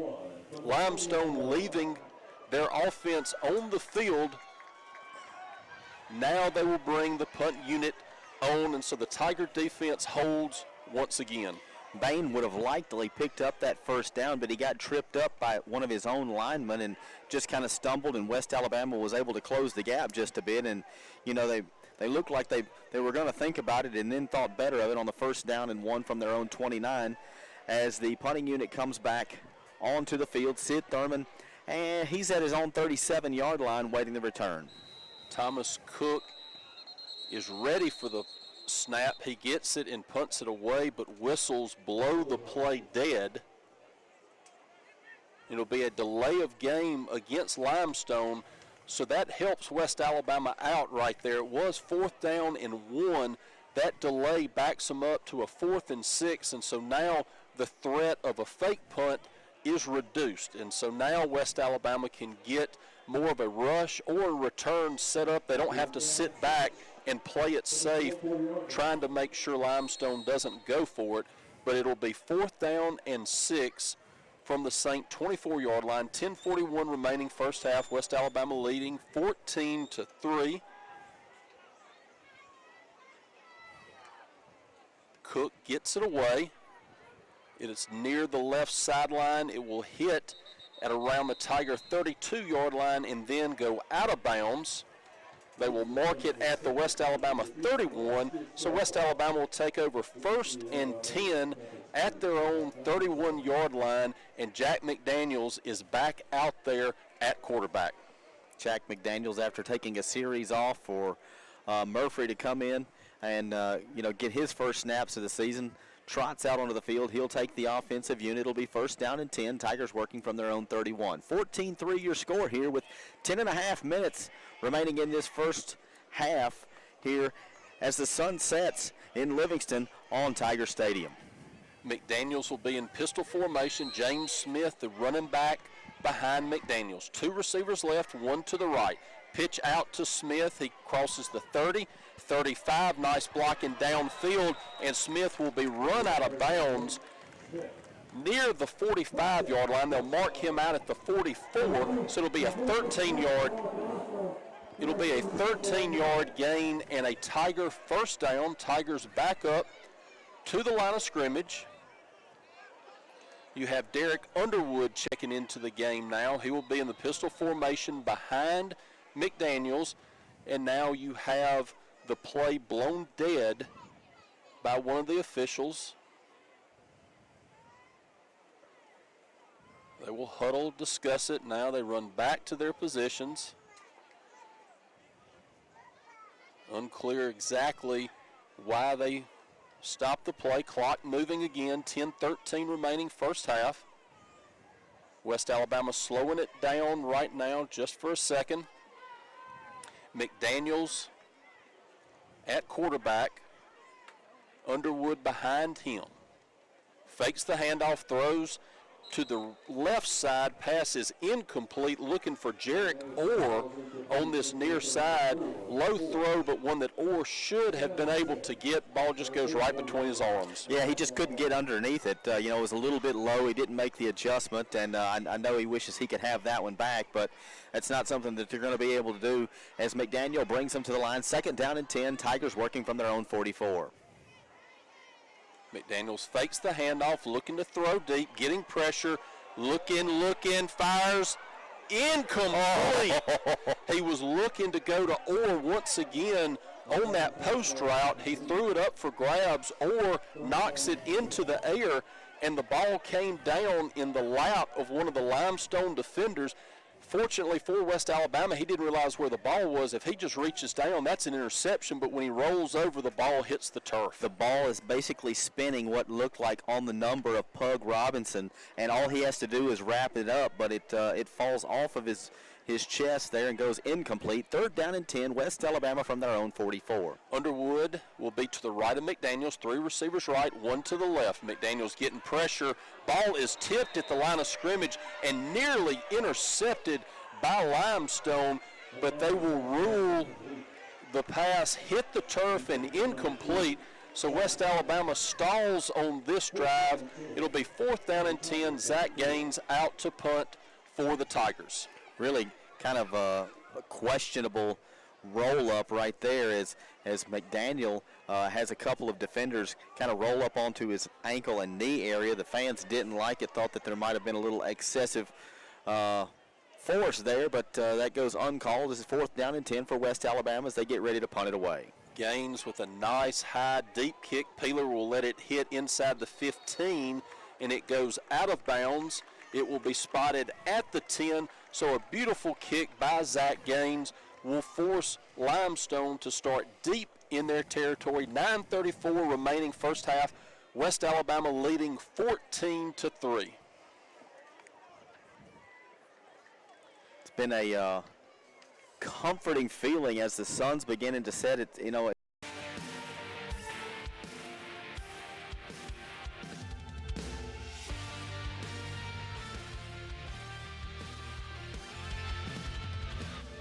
Yard line here, 9:34 remaining in the first half. Phillips will hand off to Patton along the left side, cuts it back, now cuts it back outside, has a big crease at the 20, 25 across the 30, and will be tackled down at the St. 32-yard line, so a big 22-yard gain for Jacoria Patton, and Limestone has gotten out from the shadows of their end zone and are now threatening with 9:16 remaining in this first half. I tell you what, if Jordan Jones doesn't track him down right there, that 22-yard gain can be a whole lot more because there was a lot of real estate ahead. First down and 10 from their own 32 as Limestone. Patton to Phillips right. Phillips hands off to Patton again, this time up the middle. He will cross the 35, reach the 36, a 4-yard gain. It'll be 2nd and 6 for the Saints. Camarcus Williams is on the stop for West Alabama. After the 4-yard gain, 2nd down and 6, Limestone working from their own 36-yard line. Tigers lead here in the early goings, 14-3 here is the season opener in Livingston. 2 receivers right, 1 to the left for Phillips. Trying to shift the H-back from his left to his right. The H-back stays there. It'll be a handoff to Patton up the middle. Contact made in the backfield by Dorset Johnson, not able to wrap up, and allows the running back to get back to the original line of scrimmage.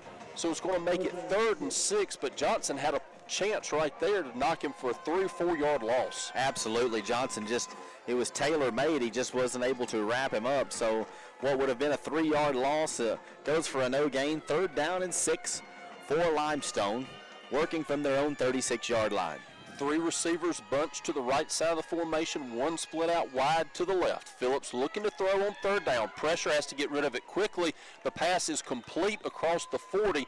He will reach the 42, will be right at the marker. They will give him the yards needed. It'll be 1st down Limestone. On the reception, Shaheem Perry needed 6. He got 6 yards and an inch. 6 yards and an inch is what they got. Tavarius Hutchison wrapped him up, tried to make it look like he got only 5, but the officials right on top of it as they moved the chains. 1st down and 10. Limestone from their 42. 3 receivers bunched to the right, 1 to the left. He will throw quick along the right flat, and he will be tackled immediately. Shaheem Perry got no help from the other 2 receivers in that bunch formation. They tried to hit Perry on one of those little bubble screens, and no blocking ahead of him, and so he will be knocked backwards for around a 3-yard loss. So 2nd and 13 now from the St. 39. Jordan Grady and company there to make the stop, as just couldn't wiggle away from that tough Tiger defense. As you mentioned, 2nd down and 13. Limestone working from their own 39. 3 receivers left, now 2 to the right as Patton goes into the formation. Phillips looking to throw, looking to his left, gets hit, throws it deep, man wide open at the 30. He's got it and stumbles down at the 25, reaches out and will get close to the 20-yard line. Gavin Bush on the reception, and so a big play for the Saints that will give him about a 40-yard reception right there for Phillips. And so the Saints are in business. They will scrimmage 1st down and 10 from the Tiger 21-yard line, 6:20 remaining first half. Phillips under center. sends a man in motion, fakes the handoff, looking to throw, has to throw out in the flats, nowhere to go with the ball. Good pressure by the Tiger defense and good coverage by the Tiger defense. Nice job right there. Intended receiver was Caden Peeler, the wide receiver, but just too much pressure right there as the defensive unit getting to Phillips, having to make him get rid of it a bit early as Phillips stands at the left hash. He's looking for the sidelines for the play as they're looking at a 2nd down and 10 inside Tiger territory, working from the Tiger 21. You know, this has been a game that has felt comfortable the whole time for West Alabama, but it's only 14-3, 6:15 left in the first half. So a big series right here for the Tiger defense. 2nd down and 10 from the Tiger 21. Phillips in shotgun formation will hand off up the middle. He will be wrestled down at the 19. So a pickup of 2. It'll bring up a 3rd and 8 from the Tiger 19. Looks like Charvez Embry for West Alabama, the junior out of Holmes Community College, making the stop after the short gain for Limestone as Phillips brings his offense to the line, deploys 2 wide receivers to the near side. 2 receivers either way. Patton is the running back to his right. Phillips turns around, looks to the Limestone sideline, gets the play, now relays it to the offensive line. Phillips claps once, looking to throw. Receiver open at the 2, 1, gets into the end zone. Touchdown Limestone, 19-yard pass from Phillips to Quay Brown.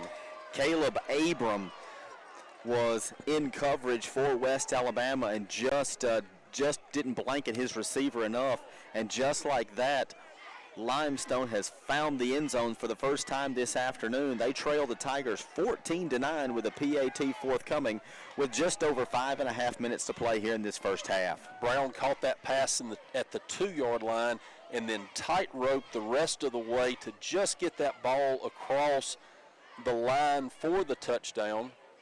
Extra point is up, and it is blocked. West Alabama can return it. They pick it up at the 8.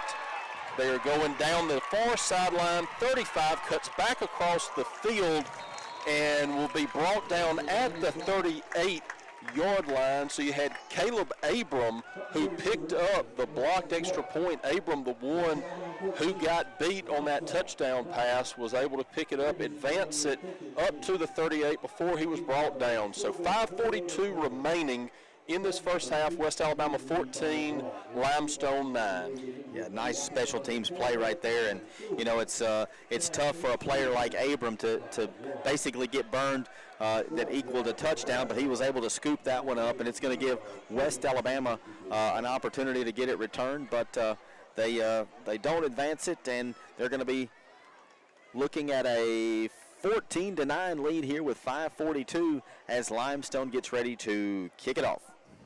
As we mentioned, West Alabama has felt like they've been in control of this game the entire time. But as you look up at the scoreboard, under 6 minutes left in the first half, we're at a one-possession game. And so kind of eerily similar to last year's game against Limestone, you can tell that West Alabama is the better team, but Limestone just has that knack to hang around. And when you let somebody hang around, they have a chance to beat you. So Limestone will kick it away. End-over-end kick will be fielded by Salisbury at the 8. To the 20, cuts it to his left, to the 25. He will be wrestled down at the 26-yard line. So West Alabama will start 1st down and 10 from their 26-yard line. There is a penalty flag on this near sideline around the spot that you would believe you might get an offsides on Limestone. If that was the case, West Alabama would be able to add 5 yards to the end of the return, but we'll have to wait for Lamar Gresham to announce the penalty. Right now, he's communicating with the other officials. They will march it up to the 31. So even though they never announced the penalty, that's what it is. Gresham forgetting to announce the offsides, but that's what you have right there. They march it up 5 yards. So West Alabama will start at the 31. Don't know that I've ever seen that, them enforce a penalty and not announce it. But here we go. First down and 10 from the 31. McDaniels in pressure, dumps it off to Underwood, who will be wrestled down for a loss at the 29. So a loss of 2 for West Alabama. Limestone bringing a lot of pressure. McDaniels just having to dump it off to Underwood. He's able to get back near the line of scrimmage. It could have been a loss of about 5 or 6, but it will only be a loss of 2. So 2nd and 12 Tigers. Ball on their own 34-yard line. 5:20 remaining first half. Tigers leading 14-9. McDaniel's pass is incomplete. Look to find Tyreek Martin on a crossing route. A little bit too low. Martin not able to dig it out of the turf. And so now you're faced with a 3rd and long, 3rd and 12 for the Tigers. Yeah, it looked like Martin had a chance to get that one, just couldn't keep the handle as McDaniel looks to the sideline to see what they want to do here on this 3rd down and 12. The Tigers working from their own 29-yard line, 5:13 remaining in this first half, and they lead by 5, 14-9 here with West Alabama. Blanchard, Hill, Boyd to the right side of the formation, Tyreek Martin to the bottom of the formation left. McDaniels looking to throw, has Martin open at the 40. He spins forward near the 45-yard line. They will mark him out at the 44, but it will be a gain of 15 and a first down for West Alabama. Well, Martin basically all he did, Robert, was just get to that first down marker, turn around, and he hit him with a strike as West Alabama moves quickly as they hand off to Underwood. He squirts across the line. He's going to keep his legs churning. He's going to pick up 1, 2, we'll call it 3 yards on the play as West Alabama will be looking at a 2nd down. West Alabama sends Hill out of the game, Salisbury in. Salisbury will go to the right side of the formation. He will be paired with Blanchard. Boyd to the left, along with Jamoris McMillan. Underwood behind McDaniels. Fakes the handoff to Underwood, who picks up the blitz, throws deep. The pass just past the outstretched hands of Christian Salisbury. And right there, you saw what a running back can do to help his quarterback. Limestone bringing a blitz, and Underwood able to pick it up and roll the defender, giving McDaniels a chance at that long attempt. Yeah, I tell you what, and that was just a whisper away from 6 right there as the would-be receiver had a step on his man. It looked like he had beaten Ogletree, but West Alabama is now looking at a 3rd down and 8 just shy of midfield. McDaniels has Underwood to his right, 3 receivers right, 1 to the left. McDaniels looking to throw, has time, now flushed out to the right, will throw across the middle. The pass is complete to Blanchard. It'll be enough for a first down. You have 3 flags being thrown. One of the Limestone defenders is without his helmet, and so that penalty is either going to be an illegal use of the hands, causing the helmet to come off, or it's going to be a penalty on the defender for continuing to play without a helmet. That is now a penalty where if you continue to play after you lose your helmet, you can be penalized as a player safety issue. Lamar Gresham with the call.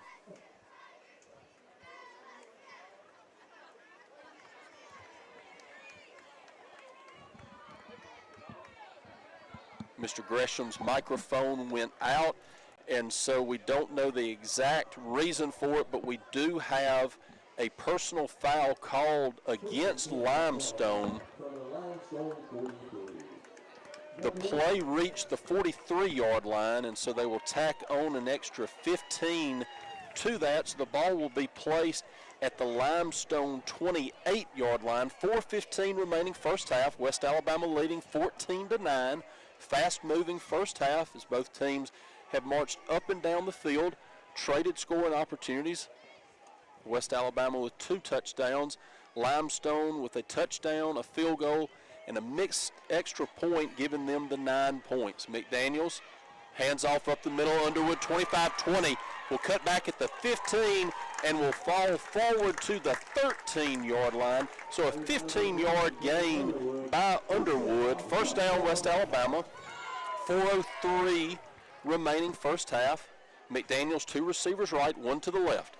Handoff Underwood to the left, 15-10, and he will be met by 4 Saints at about the 10.5-yard line. So a pickup of around 2.5, and it'll bring up 2nd and a long 7 for the Tigers. Yeah, Underwood just had the play before, had an awesome hole that the offensive line just created. They could have driven a Mack truck through there. Underwood was able to pick up the first down. Now we're looking at a 2nd down and about 7.5 for West Alabama. 2 receivers either way for McDaniels in the pistol formation with Underwood behind him. He brings Martin into short motion, looking to throw, finds Martin coming across the middle, and a nice job by the Limestone defense. That's a play the Tigers have gone to 2 or 3 times. That time they were able to defend it, and Martin gets maybe a half yard, so it's going to bring up a 3rd down and 7 from the Limestone 11-yard line. Davion Williams in on the stop for Limestone as the offensive unit looks to the sidelines as they call the play in. 3rd down and 7. West Alabama just shy of the 10-yard line as they lead 14-9 here with 2:40 remaining in this first half. Markeith Gray and Bailey Blanchard to the right side of the formation, Salisbury and Martin to the left. McDaniels looking to throw, has Salisbury in the back of the end zone. Salisbury goes up, the pass is knocked away, but a penalty flag comes down, and so Limestone will be flagged for a pass interference, that occurring in the end zone.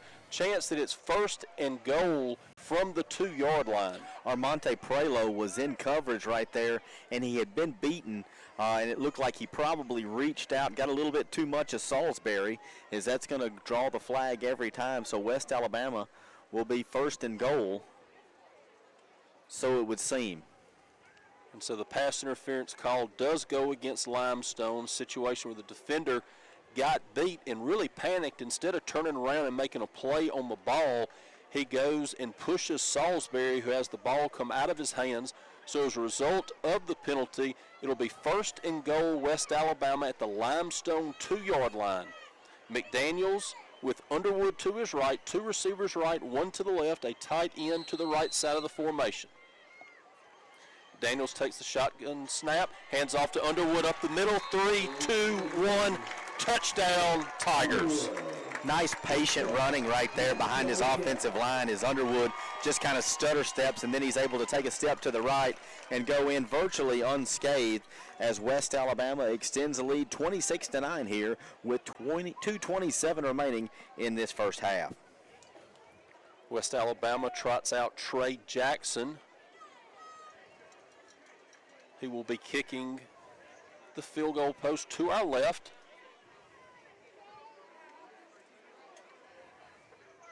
Snap is good, hold is down, kick is up, and it is good. So with 2:27 remaining in the first half, West Alabama now leads Limestone 21-9. So a good job by West Alabama. Each time Limestone has scored, West Alabama has been able to answer. Absolutely. 11-play drive that covered 69 yards right there on that scoring play. 3 minutes and some change taken off the clock as the 2-yard rush by Underwood and the point after extends West Alabama's lead 21-9 here with 2:27 remaining. Tiger fans, as we mentioned earlier, be sure to join us Tuesday night at Batter Up in Demopolis for the premiere of the Bobby Wallace Show. 10% of the money from all food and drink that night will go directly to support University of West Alabama athletics. Airtime is 6 p.m., and I'll be there along with Sean Parker of ESPN 104.9, and we'll be able to join Coach Bobby Wallace, the UWA athletics director, and we'll discuss and dissect the happenings of Tiger sports and the sports world in general. That's Tuesday night at 6 p.m. for the first Bobby Wallace Show. On the afternoon so far, Jack McDaniels, 11 of 18 for 175 yards and 2 touchdowns. West Alabama, the majority of the rushes here as of late. 10 carries for Underwood for 32 yards. James Smith has 4 carries of his own for 38, averaging 9.5. And West Alabama, they have at times, seems like they stalled out, but they've been able to move the football down the field there, and as they get ready to kick off to Limestone. Trey Jackson with a line drive that bounces at the 25 will be fielded at the 10 and returned up the middle. 25-30, he will be hit and brought down at the 31-yard line. So Limestone has 2 minutes and 21 seconds before halftime to try to answer this third West Alabama touchdown. Yeah, both teams still with all of their timeouts here in this first half. And, I think there's a lot of things that we've seen here in this early goings, and one of them is, Limestone's they're not a bad football team. They've just not capitalized on some of their opportunities throughout this ball game in the early on. As they bring their offense to the line, they'll be working first down and 10 from their own 32.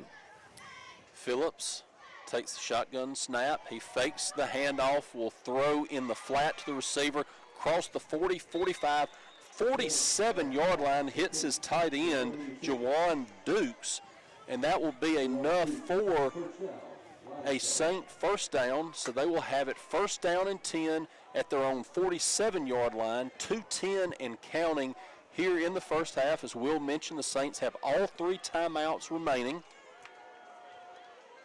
Pass intended out on the left side, trying to find Gavin Bush, and the pass goes incomplete. So Phillips not able to connect with Bush, and it'll bring up second down and 10 at 1:59 remaining first half. Yeah, Bush was pretty wide open right there. The ball was just thrown behind him. It goes into the Limestone sidelines as Phillip brings his offensive unit to the line in the shotgun formation. 3 wide receivers to the far side, 1 to the near side. Phillips looks back to the sideline for the play. Patton moves from Phillips' left to his right. Phillips looking to throw, has time, dumps it off to Patton. The ball is knocked up in the air and goes to the turf incomplete.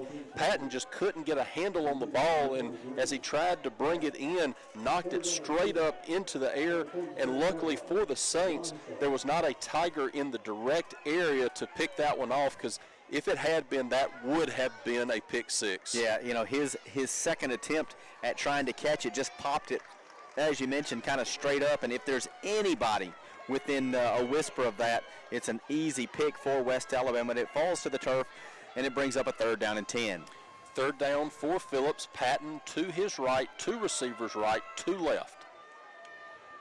Phillips claps twice, looking to throw, dumps it off to Patton at midfield. He gets hit once, twice. He will reach Tiger territory, get to the Tiger 48-yard line, but that will not be enough for a first down. It's going to make it 4th down, and the Saints now are in a position. Do they go for it on 4th down, 1:46 remaining until halftime, or do they play it safe and try to punt it away?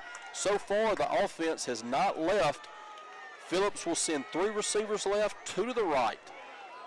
4th down and 6 for the Saints, 1:46 remaining first half. Saints have it at the West Alabama 49-yard line. Phillips has the play from the sideline. He sits 5 yards deep.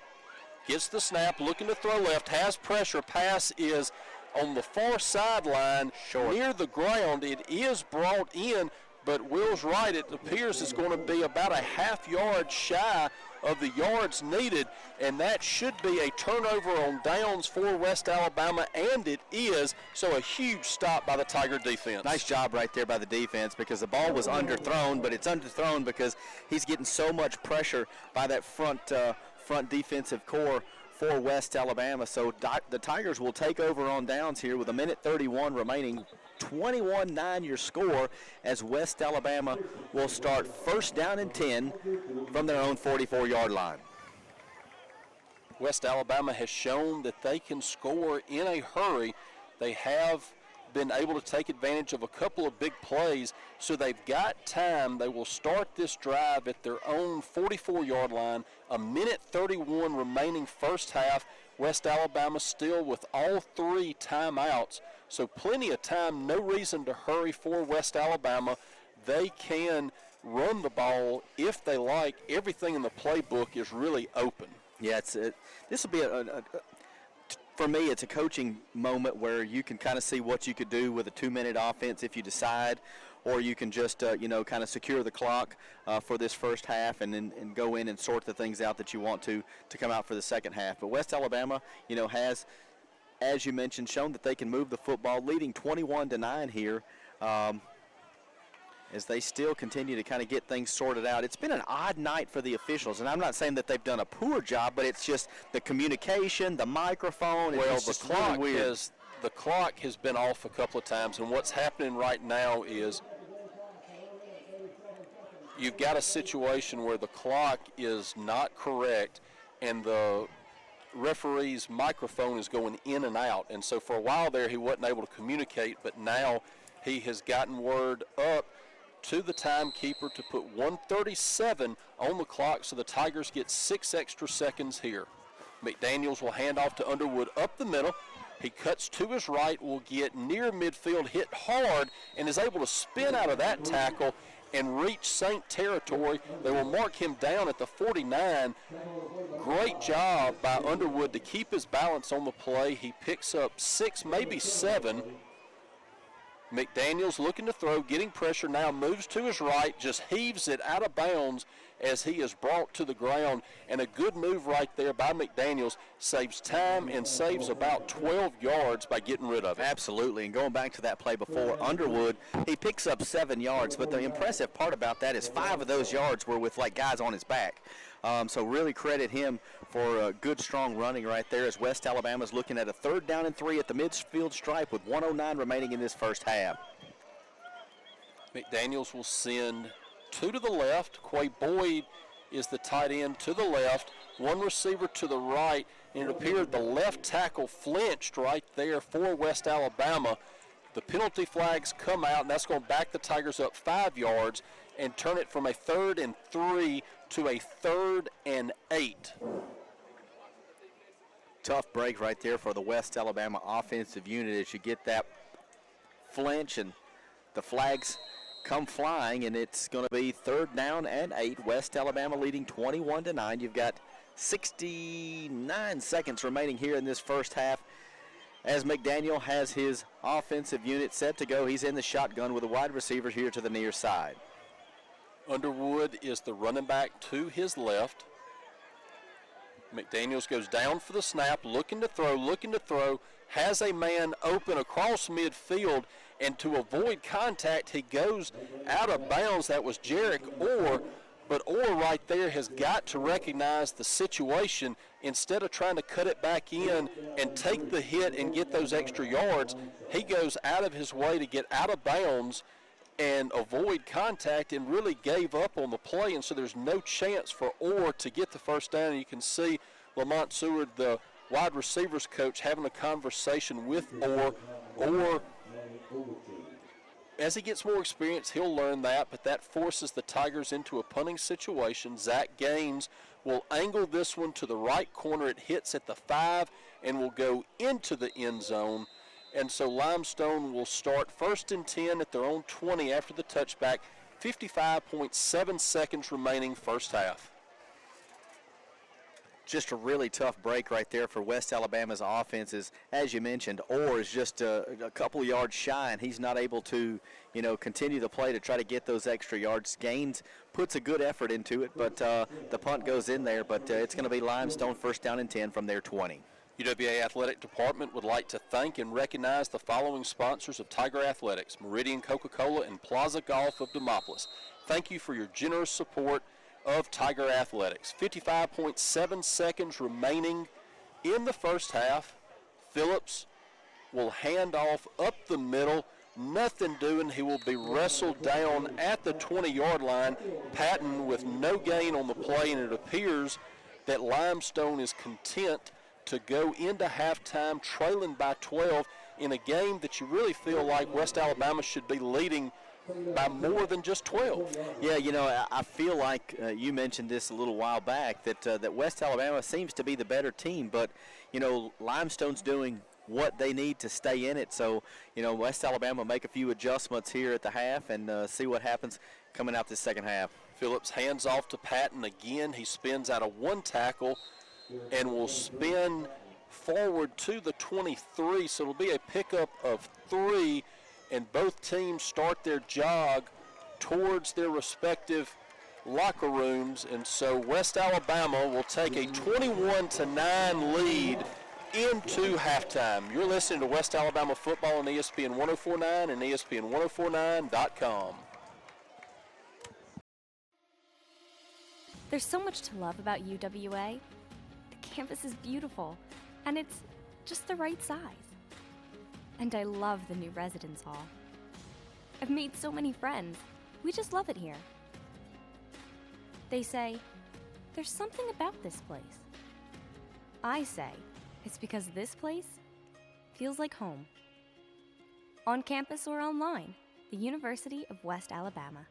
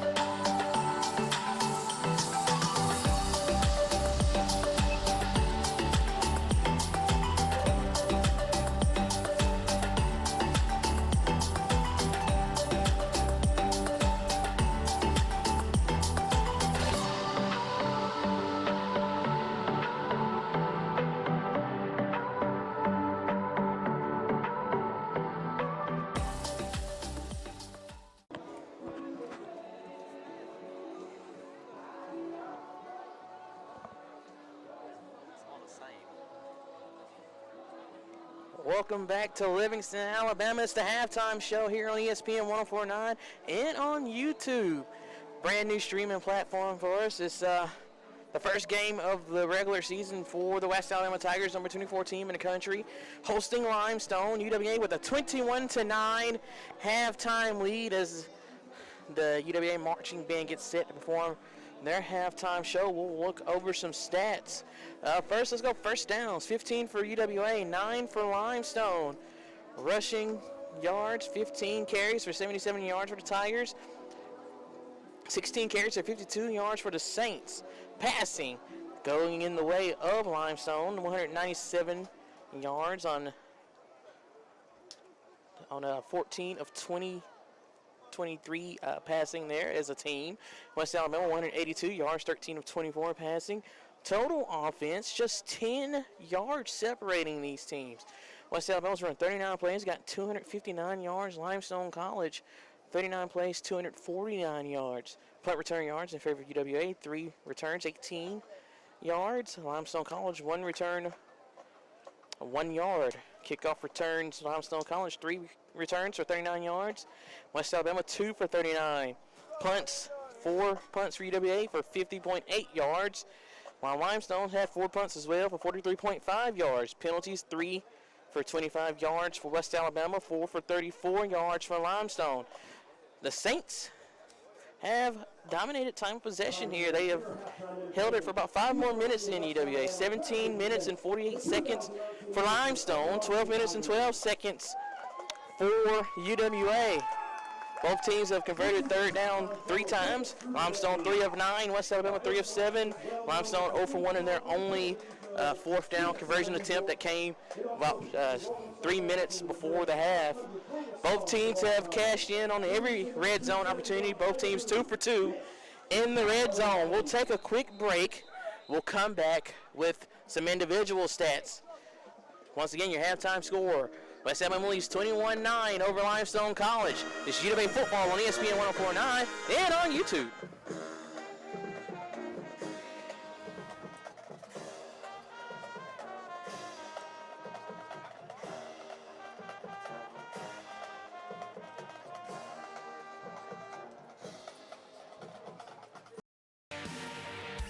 "52 national championships.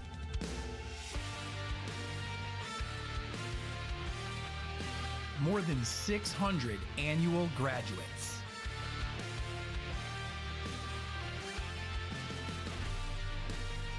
Thousands of lives changed. The Gulf South Conference.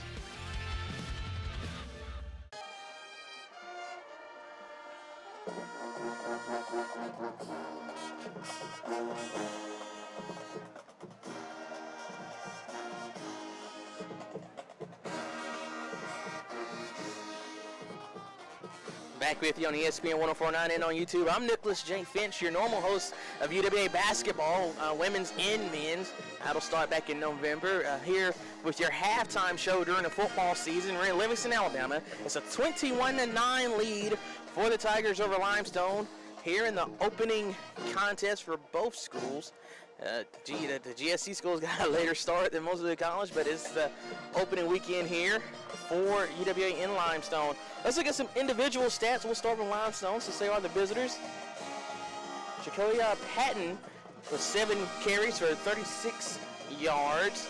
His longest run was 22. He's running at an average of 5.1 yards per carry. Shenard Bain, 4 carries, 11 yards, 2.8 average. DJ Phillips with 6 yards on 2 carries, 3-yard average. And then Malik Brooks with a net of 1. He's gained as much as 6 and lost 7. He's carried it 3 times. And in passing, you have DJ Phillips, as we mentioned before, 14 of 23, 197 yards, a touchdown, longest pass of 55 yards. He's been sacked once. Receiving end, Shaheem Perry, 4 receptions, 13 yards. Quay Brown, 3 receptions, 98 yards and a score. Caden Peeler, 3 receptions, 14 yards. And then Patton one more time, 2 receptions, 17 yards. Punting has all been handled by Thomas Cook. He has 4 punts, 174 yards, an average of 43.5 yards. Longest 50. He's got it inside the 20 once. Manny Ogletree has been handling return duties on punts. They've only gotten 1 chance. He's gotten 1 yard. Kick returns, Tyrell Abney, 3 returns for 39 yards. Then on defense, DJ Phillips has 5 total tackles, 2 unassisted, 3 assisted. Jadarius Hector with 3 tackles. Kendarius, his whole last name isn't on here, but he has 3 total as well, 2 unassisted. And then Chris Williams with 3 total, 1 unassisted, 2 assisted. Now for West Alabama, your rushing attack being led by Derek Underwood. He has 11 carries for 39 yards and a score, carrying 3.5 average yard per carry. James Smith, 4 carries, 38 yards. He's going at 9.5 yards a pop. Jack McDaniels got the start today. He's gone 12 of 20, 180 yards and 2 scores. Longest pass of 52 yards. Jacob Murphy, 1 of 4, 2 yards. Receiving going, your leading receiver, Tyreek Martin, as far as receptions, he has 4 receptions for 28 yards. Bailey Blanchard, 3 receptions, 73 yards, and he has the 2 touchdowns. Christian Salisbury, it's medium wide receiver, has 2 receptions, 17 yards. Deion Hill, 1 reception for 38 yards. Zach Gaines, All-American punter, he has punted 4 times for 203 yards, 50.8 yards, an average. He's got it inside the 20 twice and 2 touchbacks. Sid Thurman, punt returns 2 for 13 yards, and then Christian Salisbury 1 for 15 yards. Salisbury's also had 2 kick returns for 39 yards. Tavarius Hutchison is the leading tackler with 6 tackles, 5 unassisted, 1 assisted. Jordan Grady also with 6 tackles, 5 unassisted and 1 assisted. Shamar Lewis, the product from Sweetwater, with 4 tackles, 2 unassisted, 2 assisted. Andreas Lilly, he's out of Montevallo, if we want to be fair here. He has 3 total tackles, 2 unassisted and 1 assisted. Your scoring plays, West Alabama got on the board first. Bailey Blanchard with a 10-yard pass from Jack McDaniels at 6:06 to make it 7-0 in favor of the home team. Thomas Cook nailed a 37-yard field goal with 3 minutes and 12 seconds in the first quarter, make it 7-3. Tigers responded with a 52-yard touchdown reception. Jack McDaniels to Bailey Blanchard, make it 14-3 at the 1:49 mark. Then in the second quarter, DJ Phillips connected with Quay Brown for 19 yards to make it 14-9. Still in favor of the Tigers. That came at 5:42. Tigers responded with another touchdown, this time from Derek Underwood, 2-yard run. Trey Jackson hit all those extra points. That came at 2:27 remaining in the second quarter to make it 21-9. We'll take one more break. See Will Atkinson's back in. We'll talk to him for a little while after the break, and we'll have some more Tiger football. West Alabama leads 21-9 here at halftime. This is UW football on ESPN 1049 and YouTube. There's so much to love about UWA. The campus is beautiful, and it's just the right size. And I love the new residence hall. I've made so many friends. We just love it here. They say, there's something about this place. I say, it's because this place feels like home. On campus or online, the University of West Alabama.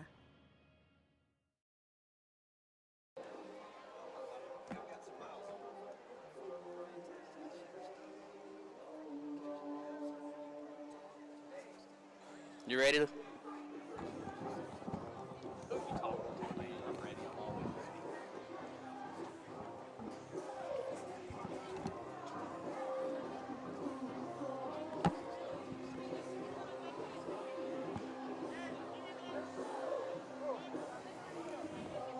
Joined now by the coach, Will Hankinson. Still at the halftime show, 21-9. West Alabama on top of Limestone College here in the season opener for both teams. Coach, you've been on this headset. What have you seen so far from, let's start with UWA. Well, you know, what we saw from UWA, you know, I've really enjoyed seeing McDaniels come out and you know, do his thing in his first opportunity with the Tiger offense. They have had times where, you know, they felt like that they could really move the football, and then there's just been a few hiccups here and there where, you know, maybe a penalty or, you know, some negative yardage kept them from really moving the ball as we want.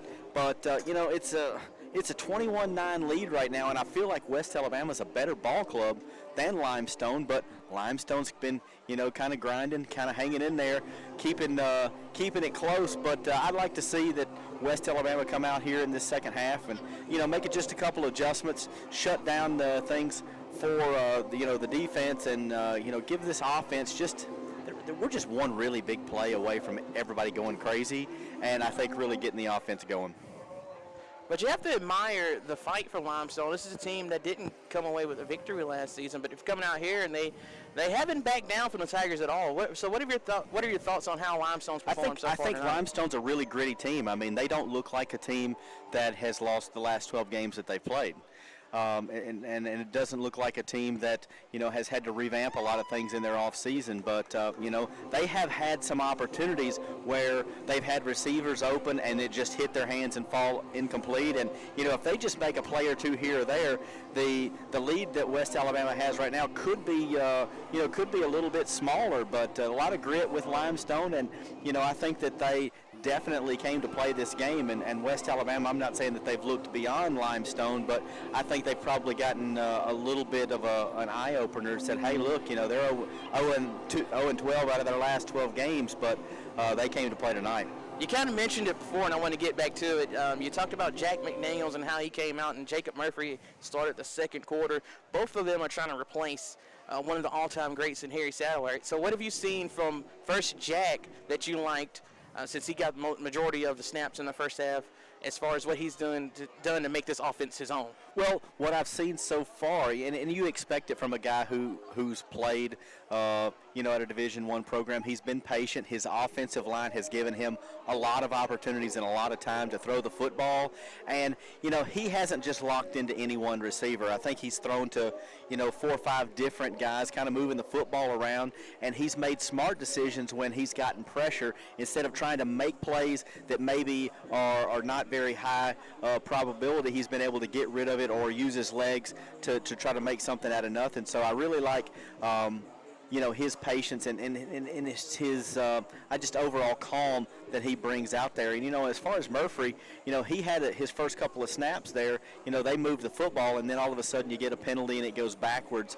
But, you know, he's a good quarterback, and I know that they've had a good, you know, they've had a good battle, so to speak, in the off season. And, you know, as Coach G said, you know, he just felt like McDaniels gave him just a little bit more. But, you know, I think we've got 2 guys that can run this offense, and, you know, with 9 offensive starters coming back, I think that we can see some good things. But it's live, and this is the first time it's really been live, so I think it just took a little while for them to kind of knock the rust off, so to speak, and go game speed against Limestone. Yeah, that's one thing that I noticed early. Some could be critical of how both of these teams kind of started slow, but, you know, the only people they've played is each other.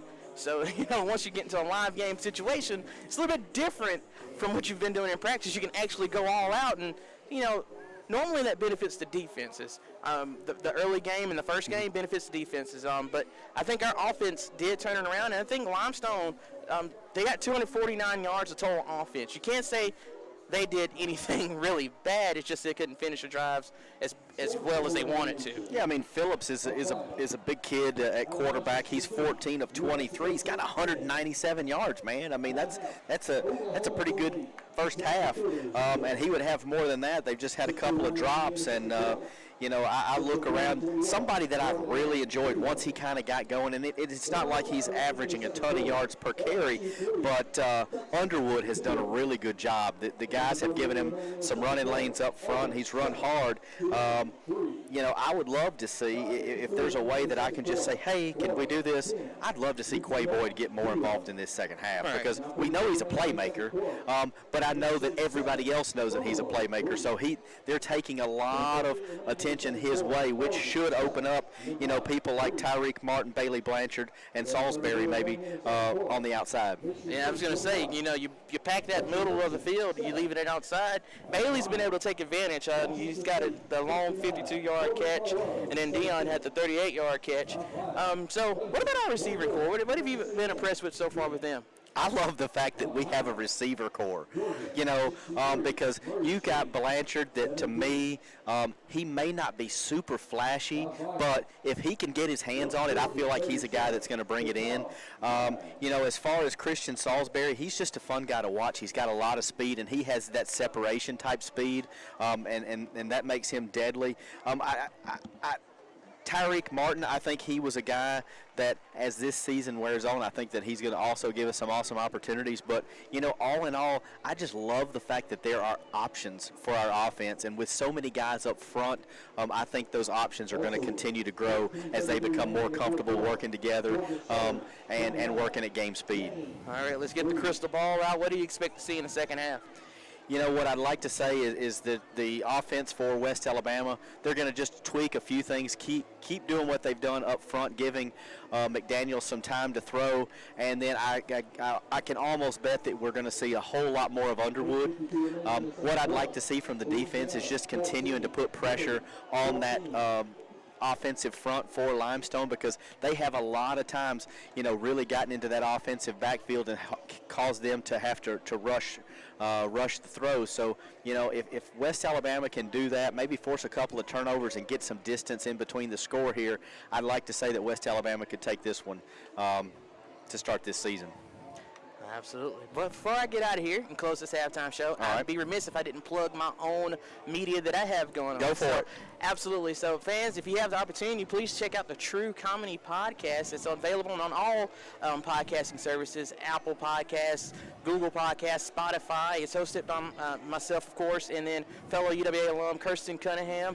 I think you've heard the time or two. I'm going to go ahead and tell you, I was introduced to the idea of podcast. I'm an old guy, so I didn't understand all of that, but I've had the opportunity to listen to probably 3/4 of the episodes that they've dropped. It is really funny. The content ranges from Area 51 to Disney songs, so if you're in for just a good time, check it out. It's a lot of fun.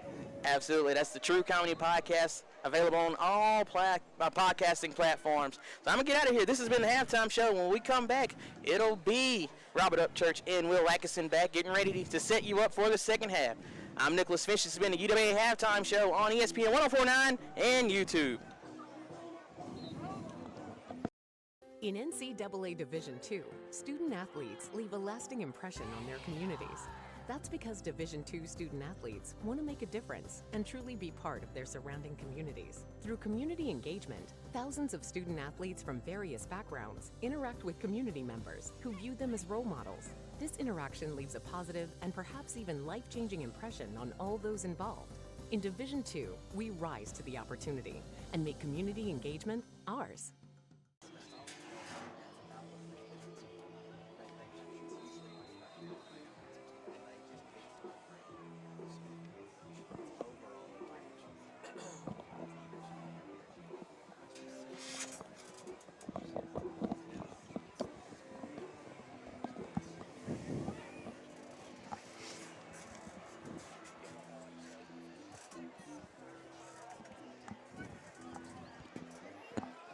Welcome back to Tiger Stadium. Halftime is almost in the books. Both teams are on the sidelines, and Will, you can tell that it's completely dark now, and the lights here are dimmer than they usually are. It's a dark playing surface that they will be playing on in the second half. And the thing is, Robert, I mean, I've been around here for a long time, 13 years now, and you know, I've never felt like this was a dark stadium, but tonight it's not like there are lights out. Every light in the stadium seems to be burning as it should, but it's just, you know, the end zones seem a little dark, and, you know, that's going to make a difference as we move forward into this second half. UWA Athletics would like to recognize and thank Tiger football sponsors, including WTOK TV and Meridian, Regions Bank, and Alpha Insurance. And Will, West Alabama, I know y'all talked about it during the break, West Alabama had a good first half. It's not anything that you would sit back and go, well, they've just got to clean this up. They've got to do this. I mean, you look at it, and it's one of those that it's got to be hard for Coach Gilliland because you expect to have a little bit of a bigger lead, but you can't point to any one thing and say, we got to do this, and it'll take care of it. Yeah, you know, I mean, it's tough, but you know, I'm chalking it up to it's the first half of the football season, and you know, there's some getting used to game speed and that type of thing. But you know, West Alabama has the tools that they're going to need, but I would like to see them, you know, flex their muscle a little bit here in the second half. Pretty clean first half. Neither team with a turnover. 4 penalties for Limestone, 3 for West Alabama. And so for a first game, it was a really well-played first half. Yeah, I mean, I have no negative comments either way, you know, about these teams. I just think that you mentioned it, you know, pretty much right about kickoff. They're just still feeling each other out, and you know, whatever things that the coaches have pinpointed as areas that they want to address here in the second half, I'm sure we'll see that here in this first series. And so we are ready to go here in the second half. Nathan Baker will be kicking off for Limestone. It will be a line drive kick that will bounce at the 20, will go into the end zone. Salisbury will let it bounce in the end zone and down it there for a touchback, and a good move by Salisbury. That kick was a line drive, kind of knuckler, and he was kind of caught in between, but wisely lets it go to the end zone. So West Alabama will start 1st and 10 from their own 25-yard line, leading Limestone 21-9. Yeah, if we were on the baseball diamond, you know, you'd say he got caught on that in-between hop and just kind of let it play him. But, you know, he lets it go into the end zone, and they're going to bring it out to the 25. So West Alabama will start the second half with this 21-9 lead from their own 25-yard line. McMillan, Boyd, Salisbury, Blanchard are your receivers. McDaniels is the quarterback. He will pitch it to James Smith, the running back, along right edge. He gets across the 25, but will be brought down around the 28, 29-yard line. So a pickup of 3, maybe 4 yards. They'll give him 4. So we will bring up a 2nd and 6, and we've been very impressed with Smith at running back. Yeah, you know, he's a fun guy to watch, and he's had a lot of help up front to give him some opportunities to make positive yardage here. In the first half, Smith, you know, with only 4 carries, but he was averaging 9.5 yards per, so, you know, obviously doing something well. We have an official's timeout as one of the Saints went down. It appears it was a cramp. That's Dalton Yates, the linebacker, and hope nothing serious, but looks like he just got a cramp, and that's very likely to happen, especially as we get into this second half. So as the official winds the clock at 14:34 and counting, 3 receivers right, 1 to the left for McDaniels. James Smith still the running back behind him. Handoff Smith along right side, gets to the 30, and then will be doubled up by several Saints, and so he falls forward just across the 30. So it's going to bring up a 3rd and a long 4 for the Tigers. Wesley Robinson leading the tackling charge right there as Limestone drags him down after a short gain. 3rd down and 4 for West Alabama, working from their own 31-yard line. Quay Boyd has been relatively quiet tonight except for the one big catch. McDaniels is looking, and will throw it down the left sideline. It is incomplete, overshoots Christian Salisbury. Good coverage over there by the Saints, and so the Tigers will be forced to punt on their first possession of this second half. Dexter Moore, the linebacker, had an opportunity at that one, but it sailed. But West Alabama, 4 punts in the first half, averaging 50.8 per punt, along with 55, and he's had 2 inside the 20, but he'll be standing in his own 16 when he punts this one away. Limestone should get relatively good field position out of this. Gaines gets it away. It is a spiral that will be fielded at the 20, bobbled a little bit, and then immediately he is brought down by Xavier Williamson. So terrific special teams play right there. And after that change of possessions, Limestone will get it 1st and 10 at their own 20. That's got to be somewhat of a disappointment for the Saints, expecting to come out of that with pretty good field position, but they are backed up to their 20-yard line. 13:41 remaining in the third quarter, 21-9 West Alabama. UWA goes 3 and out on their first possession of this second half. Limestone is about to start their first possession. Phillips brings the Saints to the line, 1 receiver right, 2 to the left, 2 running backs either side of Phillips. He will hand off up the middle, nothing doing for the Saints. He gets to the line of scrimmage, and that's about it. Shenard Bain on the carry, and they will give him about half a yard. So make it 2nd down and 9.5 for the Saints. Jeremiah Boyd in on the stop for West Alabama, the transfer out of Etowamba Community College. As Phillips gets his troops onto the field, they're looking at a 2nd down and 9, working from their own 21. Jacoria Patton checks out. Jawan Dukes, the tight end, will check in. He will be in the slot to the left of the formation. 2 receivers either way. Bain will be to Phillips' right. Phillips looking to throw, looking to go deep, has a man. It is knocked away again. That's Xavier Williamson, the same man that made the great special teams tackle in perfect coverage on the far sideline. He tracked his man, and when the ball got there, turned around and played the ball. No interference, a perfect pass deflection. Yeah, nice job in coverage right there to bring up 3rd down for Limestone. They're going to be a 3rd down and 9 here. 12:46 remaining in the third quarter. West Alabama leading 21-9 in a game that you feel like the lead could be a little bit more than it is, but Limestone's been pretty scrappy, and they've hung right in there with the Tigers. Phillips sends Bain out to the right side of the formation. 3 receivers now to the right, 1 to the left. There is an H-back. Phillips looking to throw over the middle, overshoots his man, and the pass goes incomplete, trying to find Peeler, his slot receiver. Once again, Peeler was open, but Phillips just overshoots him. Yeah, just too much on it right there. He come closer to hitting Xavier Williamson than Peeler, but West Alabama going to get their return team on the field. Thomas Cook will be back to punt for Limestone. Thurman will be the return man for the Tigers.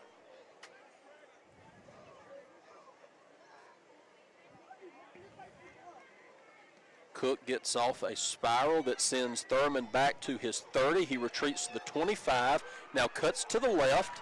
He's at the 30, cuts back to his right at the 32, now goes back to the 27, cuts to the 30, and will be brought down at the 32-yard line. He'll likely be credited with about a 2-yard return, but I think he ran about 45 actual yards. Yeah, he ran about 45 yards in about a 10-yard span there, but a lot of running for not much gain. But West Alabama will take over 1st down and 10 from their own, looks like 33-yard line. UWA Athletic Department would like to thank and recognize the following sponsors of Tiger Athletics: Roebuck Landing and Savory Solutions. Thank you for your generous support of Tiger Athletics. 1st and 10, Tigers at their own 33. Pitch to Underwood around the left side. He gets to the 33. The ball pops out. It's recovered by Salisbury. He advances it into Saints territory. He will be knocked down or knocked out of bounds at the St. 31-yard line. So the Tigers take what could have been disaster and turn it into an almost 40-yard gain. It looked like it was going to be just a regular yard or two loss, and then the fumble, and then all of a sudden Salisbury just kind of scoops it up, and then he's off to the races there.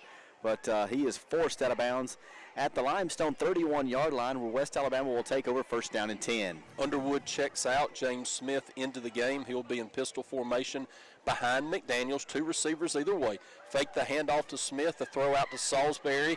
He breaks one tackle. He's at the 25-20. Stumbles as he crosses the 20. He will be brought down at the Saints 17-yard line. So a pickup of 14 on the connection from McDaniels to Salisbury. Salisbury's tripped up by Kelvin Adkins, the defensive end out of Columbia, South Carolina, but not before picking up the first down. So West Alabama inside the red zone here, first down and 10 from the Limestone 17. Underwood back in it, running back replaces Smith. Underwood gets the handoff, cuts left, bounces left again at the 15, cuts it at the 10, the 5, 3, 2, 1. Touchdown, Tigers.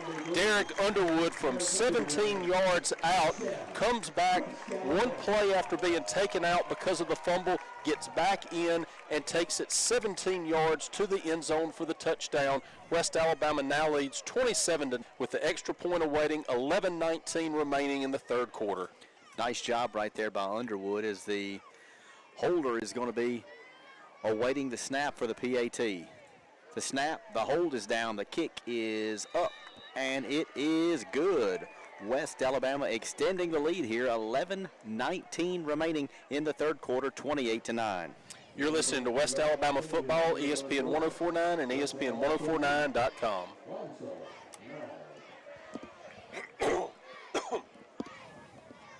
Short drive, then plays 67 yards for 1 minute, 8 seconds.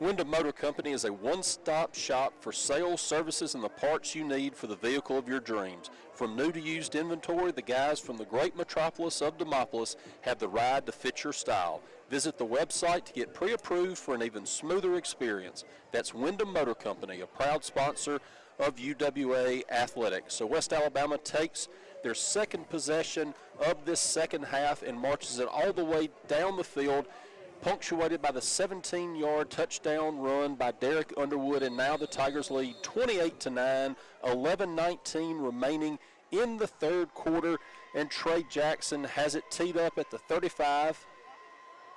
He will kick it end over end. It will be fielded at the 4 and returned up the left sideline.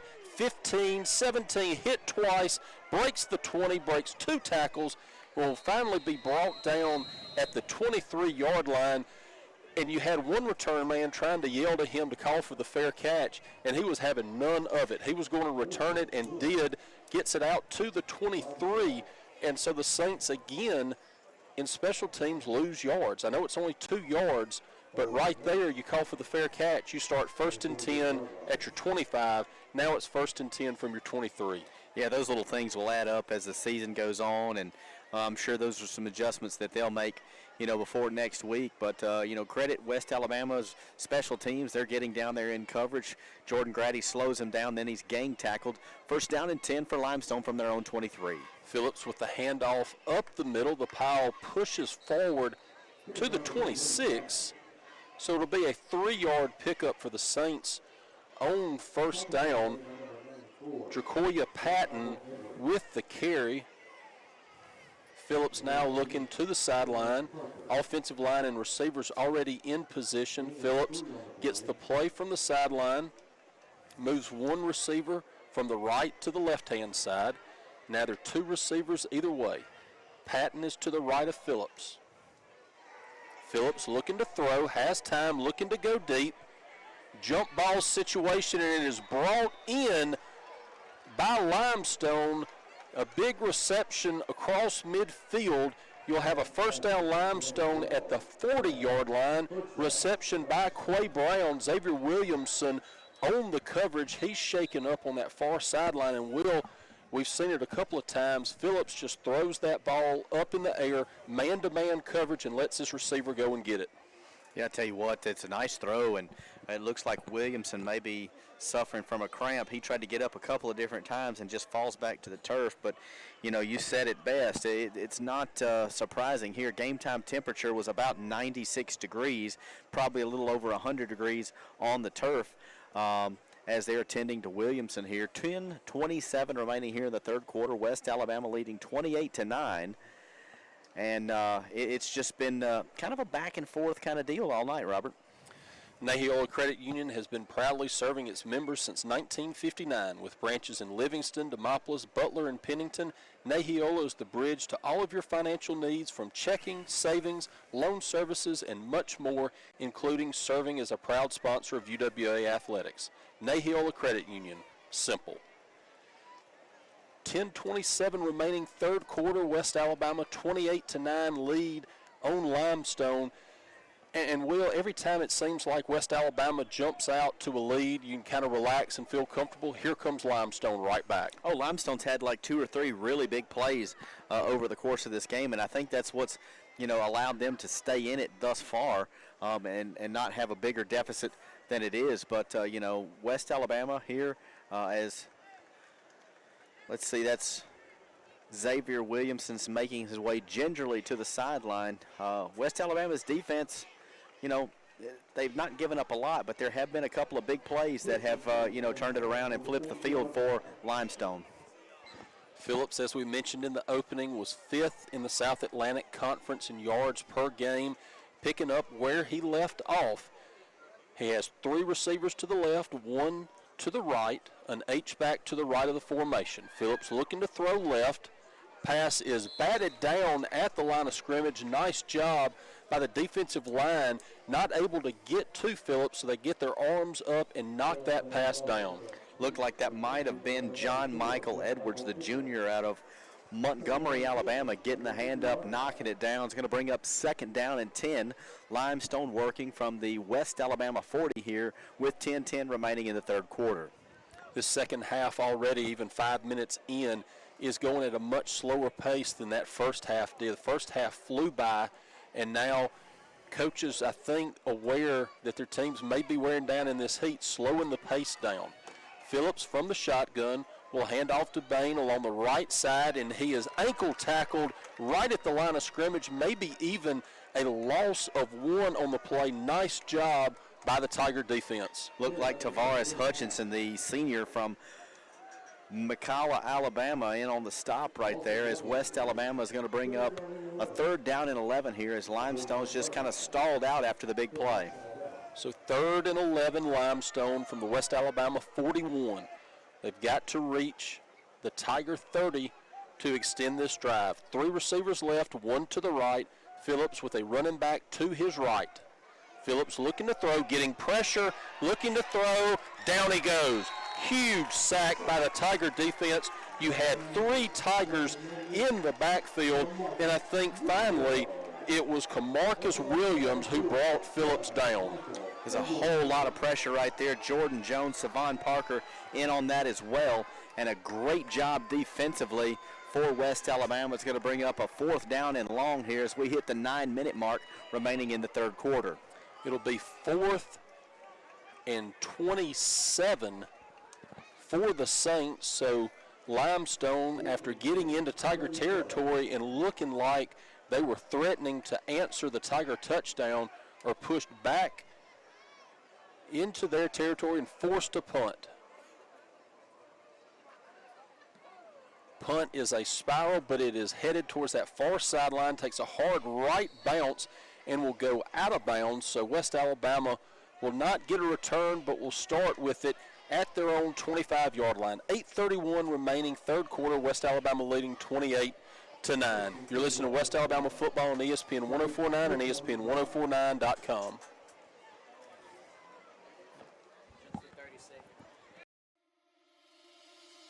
What is it about UWA? Is it the beauty of her campus? The feeling of being just the right size? World class, without classes big enough for the world. Is it the warmth of her people? They say there's something about this place. Maybe it's because this place feels like home, on campus or online. The University of West Alabama.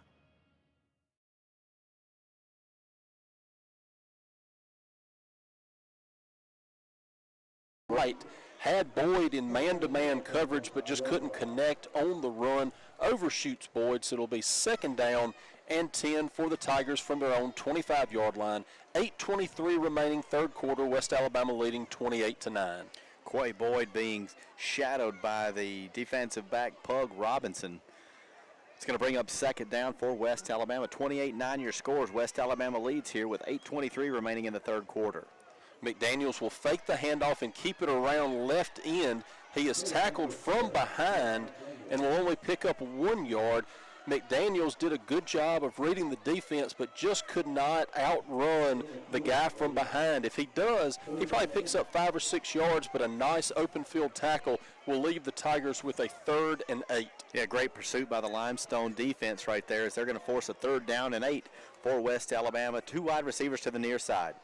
McDaniels dropping back to throw, has a receiver open across the 40. That pass is complete to Jarek Orr, and so it'll be a 1st down for West Alabama as one of the Tiger offensive linemen is back at the 25, injured on the play, and so Brad Montgomery and some of his athletic training staff will come out to look and take care of him. Can't see a number right now. Hopefully it's just a cramp. They're looking at the lower leg area, but we'll have to wait and see.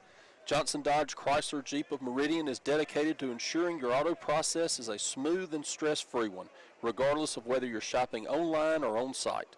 They provide comprehensive sales, purchase, finance, and maintenance assistance.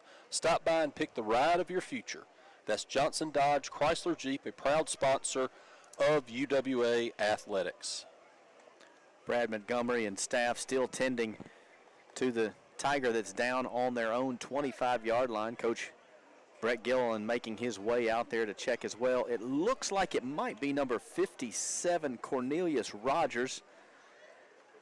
I'm getting a head nod here. Yeah, Cornelius Rogers looks like he might have been suffering a cramp right there as they get him up, and he trots to the sideline.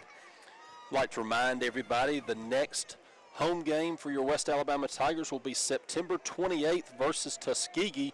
It'll be a huge matchup between the Tigers and Tuskegee, but also it will be the UW Athletic Hall of Fame induction ceremony, and so encourage everybody to make their way to Tiger Stadium September the 28th for the next home game versus Tuskegee. West Alabama 1st down and 10, working from their own 40-yard line. 7:30 remaining in the third quarter. 28-9 your score. Limestone showing blitz. They bring it, hand off James Smith up the middle. He's able to get through the first wave of defenders before he's brought down at the 44.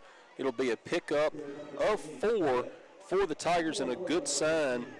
You've got Cornelius Rogers back into the game, so only missed 1 play, and so a good sign for that Tiger offensive line to still have everybody healthy and back out there. Absolutely, as West Alabama brings their offense to the line. 2nd down and 6, just under 7 minutes remaining in this third quarter. McDaniels 2 receivers right, 2 to the left.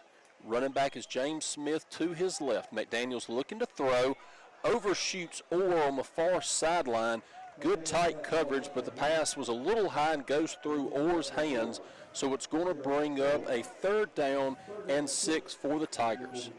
Offensive lineman switching out, getting in and out, staying fresh as the evening wears on. The heat, I'm sure, is taking its toll on everybody. Got a lot of folks tuning in to listen to the Tigers from various parts. I know I got a text earlier from former Tiger Skeeter Sellers that was listening to us, and one of the guys that drives the bus for Meridian coach, Mr. Robin Williams, listening as well as these Tigers lead here 28-9.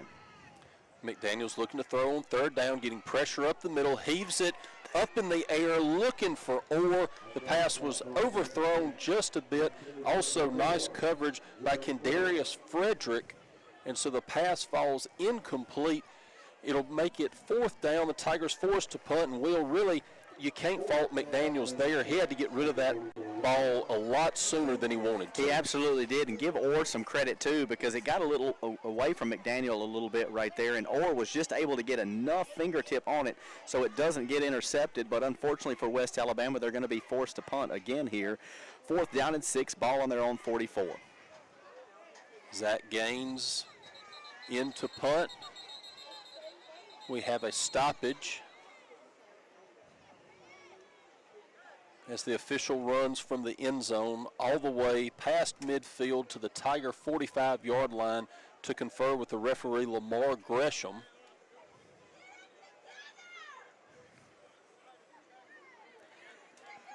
Some very vocal fans here in Tiger Stadium imploring the offense and maybe the officials to change their behaviors a little bit, but you know, I'm just here calling the football game, so I'm not going to get into all that.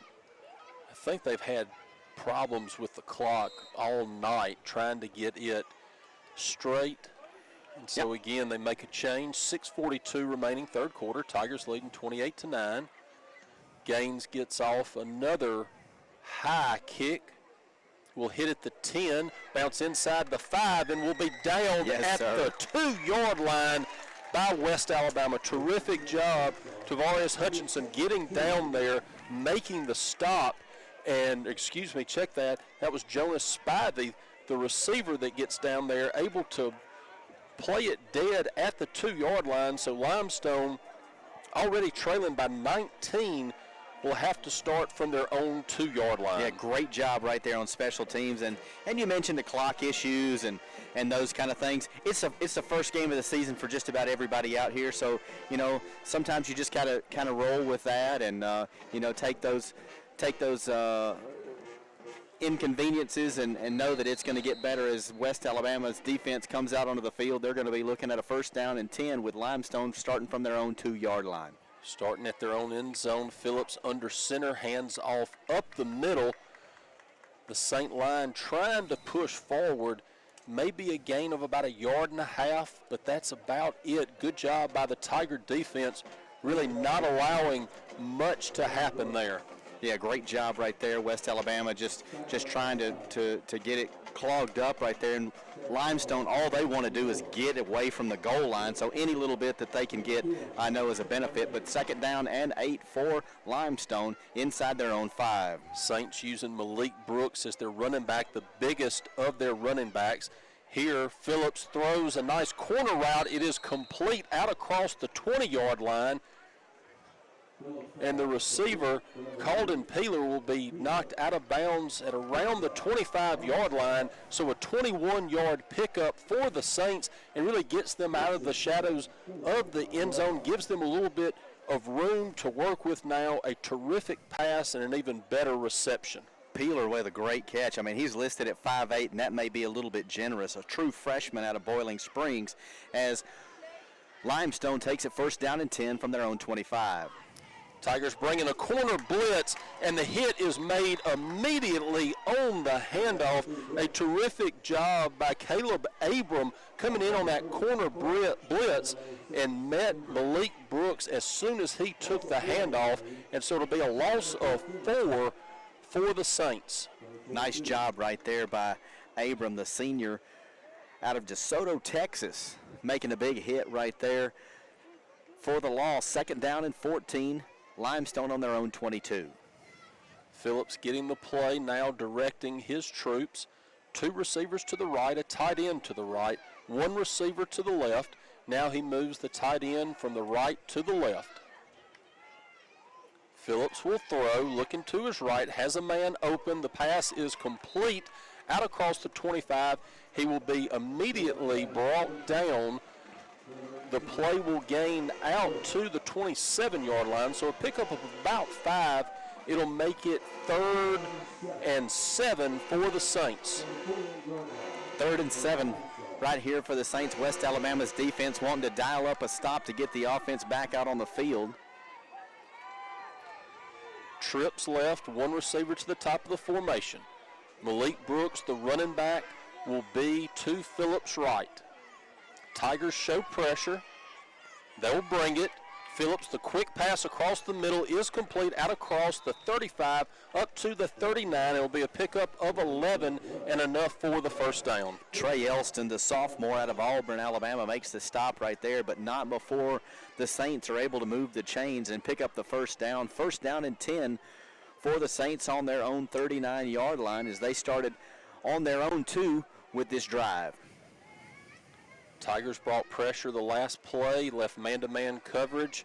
Phillips was able to dial it up and get the third down conversion. This time, nothing doing as the pass is batted down at the line of scrimmage, and so it'll be second down and 10 from the Saint 39-yard line. Looks like the junior transfer from Holmes Community College, Charvez Embry, got a hand on it, knocked it down, bringing up second down as the West Alabama defense is trying to stall the progress of the Saints here. As a second down and 10 from their own 39.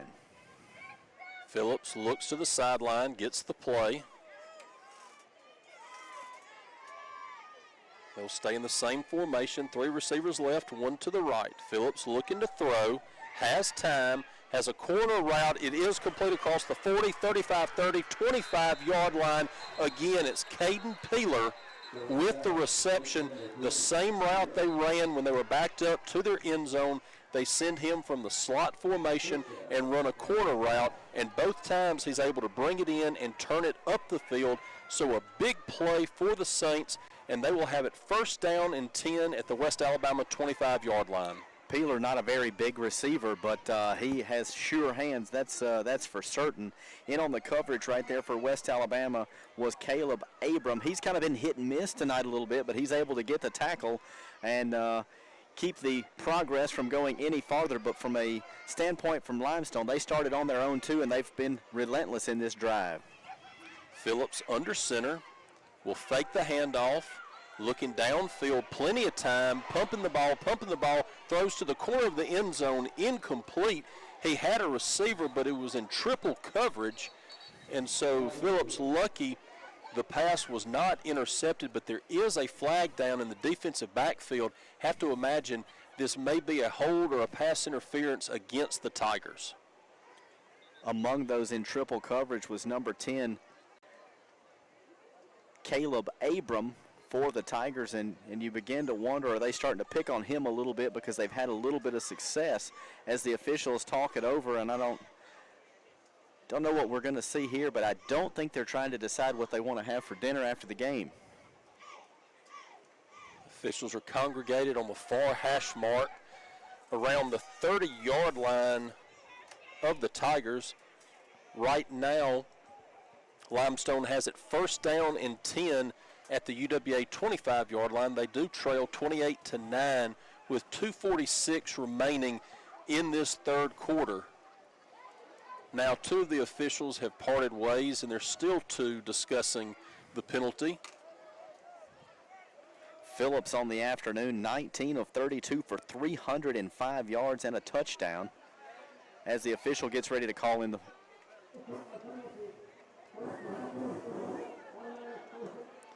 It'll be a personal foul against the Tigers. It'll be half the distance to the goal, but it'll be an automatic first down for the Saints. So now they will have it first down and 10 at the UWA 12.5-yard line. 2:46 remaining. West Alabama leading 28-9. Not exactly sure what the personal foul was. Could not tell who it was called on, but nonetheless, the Saints take advantage of a Tiger miscue and have it first down and 10 at the 12.5. Phillips in shotgun formation, 2 receivers right, 1 to the left. He has an H-back to his left. Malik Brooks, the running back, to his right. Phillips looking to his right. Back shoulder fade, and nice defense on that far sideline to knock it away. Pass falls incomplete, so it'll be second down and 10. Trey Elston in coverage for West Alabama, and you said it perfect, Robert, as he was just in a great position to get himself in between the quarterback and the would-be receiver. It falls incomplete for Limestone as they check in a few fresh offensive players here and it's going to be 2nd down and 10 from the Tiger 13-yard line. Limestone trying to answer the latest West Alabama touchdown with some points of their own. Phillips, 2 receivers right, 1 to the left. He has 2 running backs, 1 to each side. It's Brooks and Patton. He'll hand off to Patton up the middle and nothing doing. He is met by a host of Tigers who push him backwards. It'll be no gain on the play and bring up 3rd down and 10. Little extracurricular right there after that particular play, but among those in on the stop for West Alabama is the linebacker Jordan Jones, the senior out of Lawrenceville, Georgia. So a big 3rd down here for the Saints, trailing by 19 as we approach the 2-minute mark of the 3rd quarter. 3rd down and 10 from the West Alabama 13. Same formation as before. This time Brooks will be to his left. They fake the handoff. Phillips looking to throw, looking to hit the receiver on the corner route, and this time not able to connect with Peeler. The same play this time to the right side of the formation that they had hit on 2 previous times. This time Phillips out through Peeler by about 6 inches, and it'll bring up 4th down, and the Saints will bring on their field goal unit. In coverage for West Alabama was number 20, Jordan Grady. Pretty decent position right there, but the ball was overthrown. Limestone's going to be attempting the field goal here. They'll be on the left hash. Ball will be placed at the 19, so it'll be a 29-yard field goal attempt for Thomas Cook. Snap is good, place is down, kick is up, and it is good. So with 1:53 remaining 3rd quarter, West Alabama now leads Limestone 28-12. You're listening to West Alabama football on ESPN 104.9, ESPN1049.com. West Alabama 28, Limestone 12.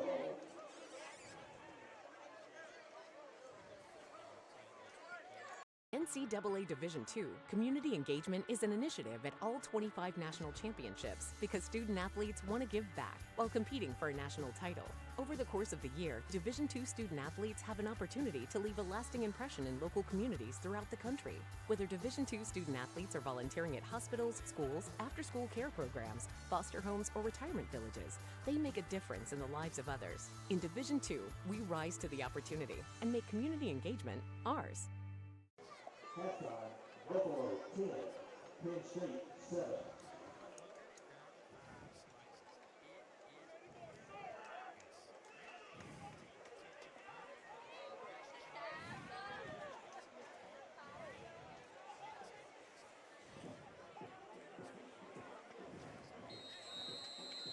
Robert Upchurch, Will Atkinson back at Tiger Stadium. 1:53 remaining 3rd quarter. Tigers leading Limestone 28-12 as Nathan Baker kicks it deep. Salisbury from his 8 crosses the 20, 25, 30, 35, makes one man miss, carries 3 Saints ahead out across the West Alabama 45. He will eventually be brought down at the UWA 47-yard line. So Christian Salisbury putting the Tiger offense in great field position. Salisbury, the senior out of South Haven, Mississippi, transferred to UWA from Itawamba Community College, doing a fantastic job right there on the return as he brings it out near midfield, giving his offense just the field position that they wanted to start this drive. 1:44 remaining in the 3rd quarter. Tigers leading 28-12 here. West Alabama taking over 1st down and 10 from their own 47.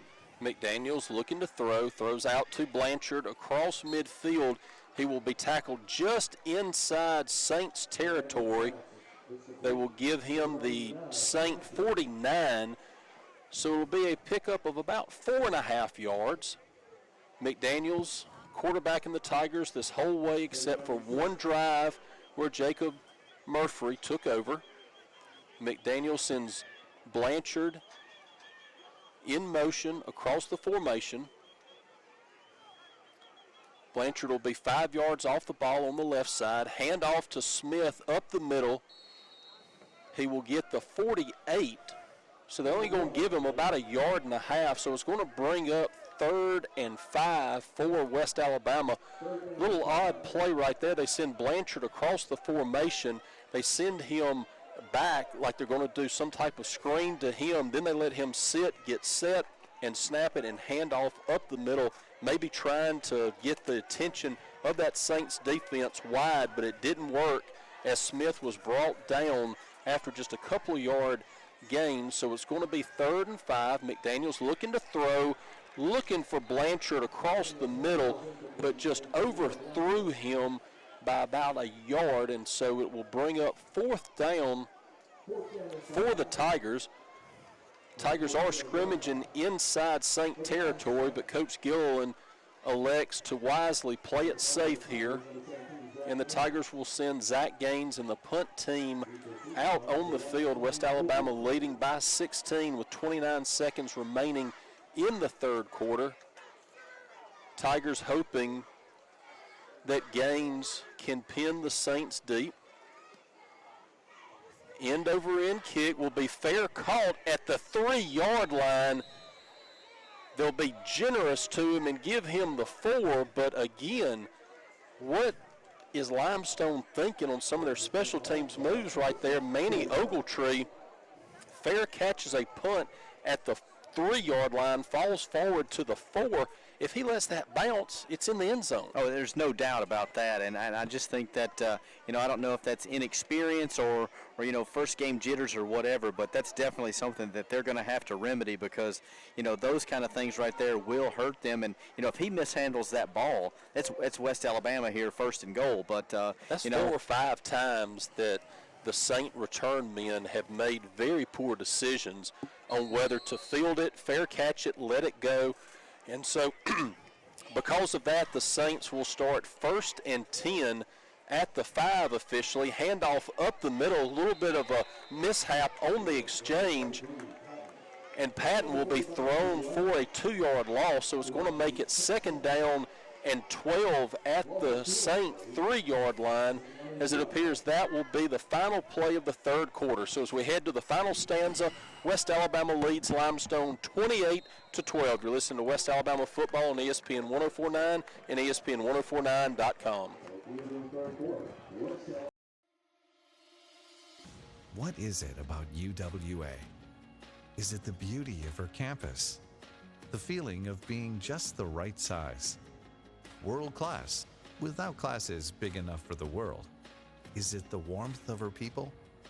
They say there's something about this place.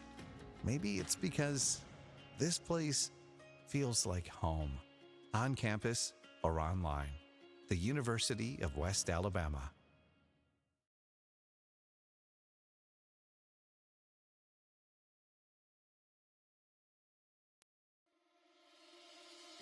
What is it about UWA? Is it the beauty of her campus? The feeling of being just the right size? World class, without classes big enough for the world? Is it the warmth of her people? They say there's something about this place. Maybe it's because this place feels like home, on campus or online. The University of West Alabama.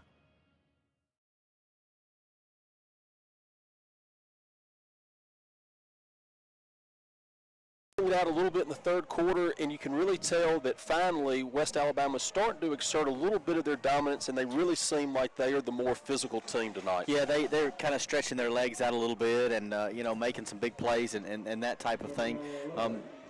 Jack McDaniels has looked pretty good, 15 of 28 on the afternoon, 211 yards, 2 touchdowns. But, Derek Underwood, 13 carries, 68 yards. And 2 scores. Saints will have it backed up deep in their own territory. Phillips looking to throw long. It is batted up at the line of scrimmage and goes to the turf, nearly intercepted by West Alabama. That's the 4th or 5th time we've seen the defensive line get their arms up and be able to knock one of Phillips' passes down at the line of scrimmage. Yeah, that was just a whisper away from being an interception right there as it went straight up, and West Alabama just couldn't get under it, but that's going to bring up 3rd down and long for Limestone, and still backed up in the shadow of their own end zone. 3rd and 11 from their own 3. If the Tigers can hold them here, they should get good field position. Limestone runs a receiver into the formation late, and I believe they are going to have to take a timeout. And Yes, they will take their first time out of the second half, and really right there they had no choice. They only had 10 men in the formation. They ran an 11th out late, but when you do that, you have to allow the defense to substitute, and the time was going to run out on the play clock, and so Limestone takes their first time out of this second half. So 14:55 remaining, fourth quarter, 28-12 West Alabama. Through 3 quarters of play, West Alabama trails in the time of possession. Limestone 26 minutes, almost 27 minutes time of possession. West Alabama just 18. Looking at the 2 quarterbacks, Jack McDaniel 15 of 28 for 211 yards and 2 scores, and DJ Phillips for Limestone 19 of 34 for 305 yards and a touchdown. Both of these guys have looked pretty good at times, and West Alabama's defense wants to dial up a stop right here. 3rd down and 11 from Limestone's 3 here with just 5 seconds into this fourth quarter. Last couple of 3rd downs, Phillips has hooked up with Caden Peeler, the slot receiver. Look for him to try to go there again. Phillips takes the snap, fires, hits Peeler across the 10, but it'll be well short of the first down marker, and so Limestone will be forced to punt once again, this time from their own 10-yard line. That's Peeler's 6th catch of the day. He's got about close to 80 yards receiving today, but Jordan Grady out of the stop for West Alabama, and the special teams unit will come out, and what you've got to like right here is West Alabama gets a stop, but when the return man is standing on the opponent's side of the field, that's always a good sign. As Sid Thurman is across the 50, he's going to be at the Limestone 46-yard line when this one's punted away.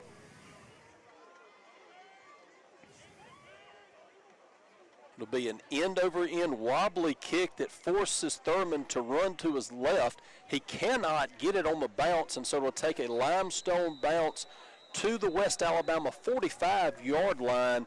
So you've got a 45-yard punt right there. A good job by Limestone. It looked like West Alabama would start this possession in Saint territory, but a nice punt, a good roll, and West Alabama will start 1st and 10 from their own 45-yard line, leading 28-12, 13:59 remaining in this contest. Yeah, Thurman was in about the center of the field, and it was punted to his left, and he wasn't able to get up underneath it, and it takes a Limestone roll, but McDaniel has it 1st down and 10 from his own 45 as he fakes the handoff. He drops back to throw. He throws. It's deflected, and it's going to fall incomplete, bringing up 2nd down.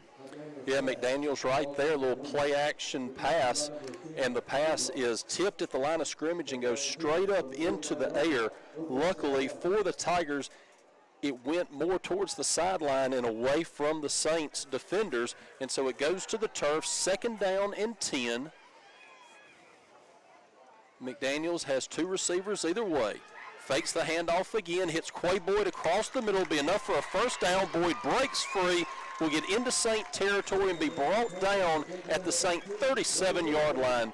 Boyd, as amazing as he is, has been held in check for most of the night, and so right there gets a big chunk play, sets the Tigers up in Saint territory. I think the defense, is just going to key on him, but he was able to get open right there as McDaniel fakes the handoff. He works to his wide receiver out to the right side. He's going to complete the pass. It's going to be a 5-yard gain before the receiver is wrestled to the ground. That looks like it's going to be Bailey Blanchard, the favorite wide receiver of the afternoon for McDaniel.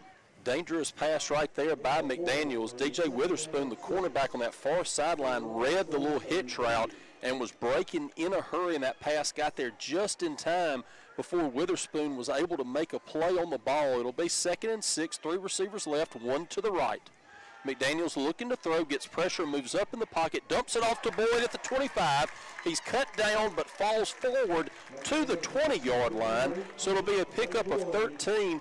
And right there you see 2 things. One, how calm McDaniels is.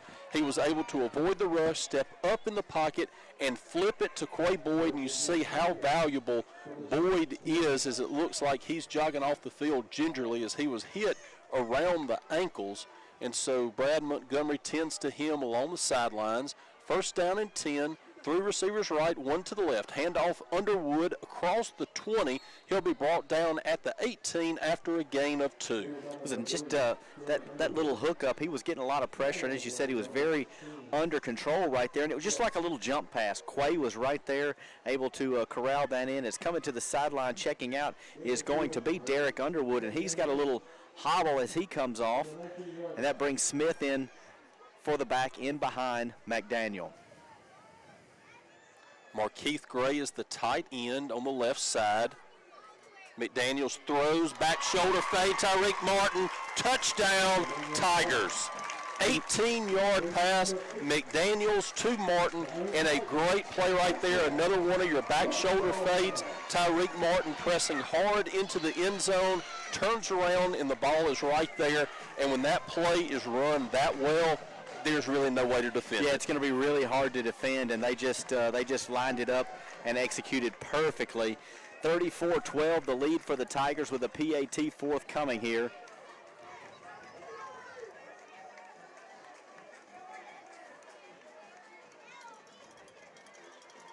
Kick by Jackson is a line drive, but it is through the uprights. Jackson is 5 for 5 on extra points tonight, so with 11:53 remaining in the game, West Alabama has extended their lead to 35-12. You're listening to West Alabama Football, ESPN 1049, ESPN1049.com.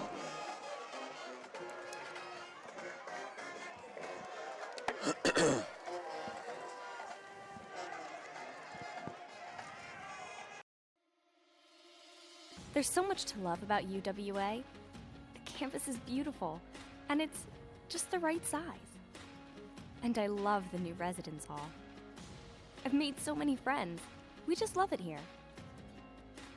They say, there's something about this place. I say, it's because this place feels like home.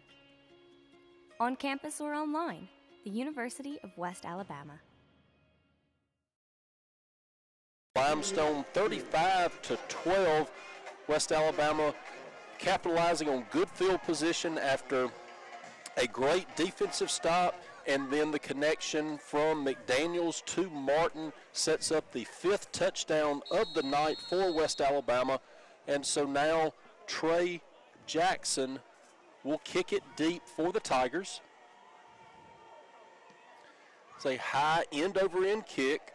It will go 3 yards deep in the end zone, and it will be a touchback for the Tigers. So nice job, Trey Jackson, handling the place kicking duties, doing them well, and also the kickoffs, and you love to see those touchbacks. Absolutely, and going back to that last drive, a drive that ended in a 19-yard touchdown hookup, and West Alabama really, they were efficient, but they made it look easy at times. And you mentioned Trey Jackson doing the kicking duties. First time I've had the opportunity to see him other than at the scrimmages and whatnot, but I think he's going to be a guy that we're going to enjoy having on our squad. So Limestone takes over 1st and 10 at their own 25. Phillips looking to throw, looking towards his right. Pass is incomplete, skips on one hop to Quay Brown. Tough throw right there for Phillips, throwing from one hash mark all the way across the field, and just did not have enough air under it to get it to Brown. But a nice job covering right there by Caleb Abram. He was right there in the area, so even if that pass is complete, Abram is right there for the stop. So that'll bring up 2nd down and 10 for the Saints. One receiver left, 3 to the right. Phillips will hand off up the middle to Bain. He will reach the 30, extend the ball out to the 31-yard line.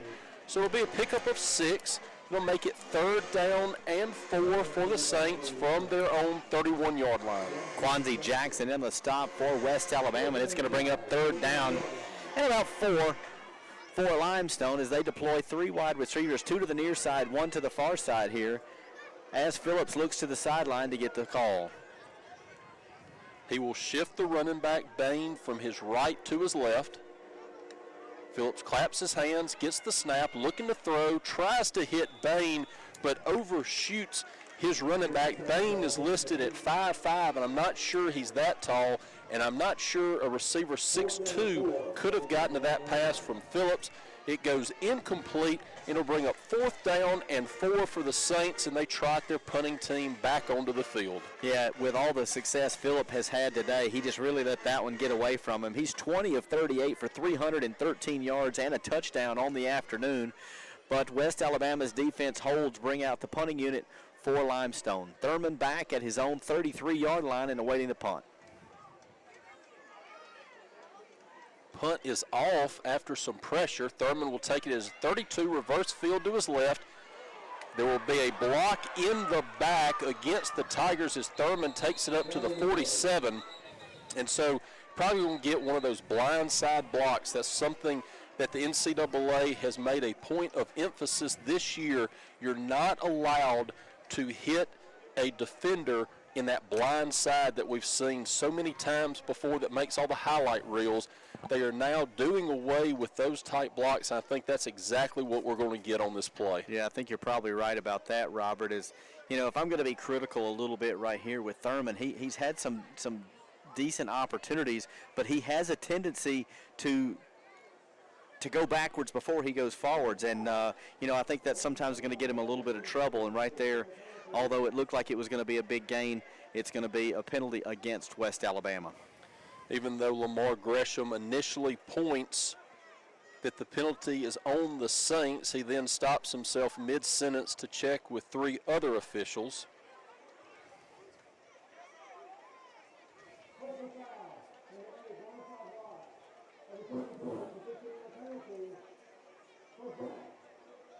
He again calls the penalty on Limestone for a blindside block, but there's no way it could be against Limestone, and so I think we're going to end up with a penalty against West Alabama.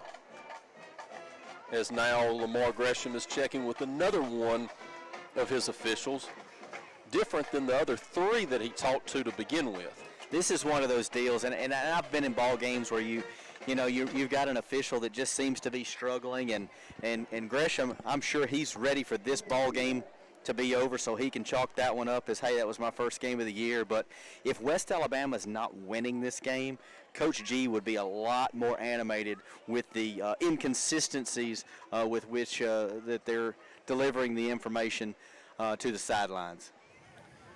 So West Alabama will trot out onto the field now after the penalty is correctly marked against the Tigers. It'll be 1st down and 10 from their own 15-yard line. Jack McDaniel still in at quarterback, 3 receivers to the left, 1 running back in. He then connects with Markeith Gray, who is brought down immediately across the 20. It would be a pickup of 8, but there's a penalty flag in the backfield. Have to imagine this is going to go against the Tigers and be a holding against the offensive line. Yeah, McDaniel was really having to scramble right there, and I'm sure one of the defensive guys right there got just a little bit too much jersey.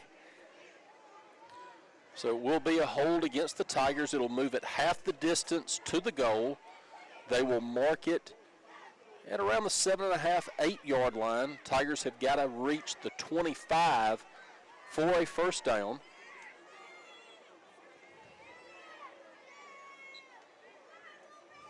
.10:46 and counting in the 4th quarter. West Alabama leading 35-12. McDaniels has 2 receivers left, 1 to the right. James Smith, the running back, will be behind McDaniels. Handoff to Smith, cuts to the right, now bounces more towards the middle. He'll reach the 10, so it'll be a pickup of about 2 yards, and it'll bring up 2nd down and 15 for the Tigers. Smith gets that handoff, and he just kind of dances around and finds a little bit of an opening right there as the offensive line trying to give him some running room there. As it's going to bring up 2nd down and 15. West Alabama trying to get out of the shadow of their own goalpost. They're going to be working from their own 10-yard line. 3 receivers left, 1 to the right. Smith again in pistol formation behind McDaniels. McDaniels fakes the handoff, now flushed out to the right. He tries to throw it to Spivey on the right sideline. The pass was nearly picked off and returned for a touchdown, but it went through the hands of a Saint defender And so fortunately, West Alabama has an incompletion, but it will bring up a 3rd and 15 from the Tiger 10, 9:51 remaining in the ballgame, 35-12 West Alabama. Kendarius Frederick, the redshirt sophomore out of Rock Hill, South Carolina, almost got a hand on it, but it falls incomplete. 3rd down and 15 for West Alabama. Penalty flag is thrown along the Limestone sideline. It may be illegal participation against the Saints. That's exactly what it is. 12 men in the formation. It used to be that they would let the defense play with 12, and it was basically like a free play.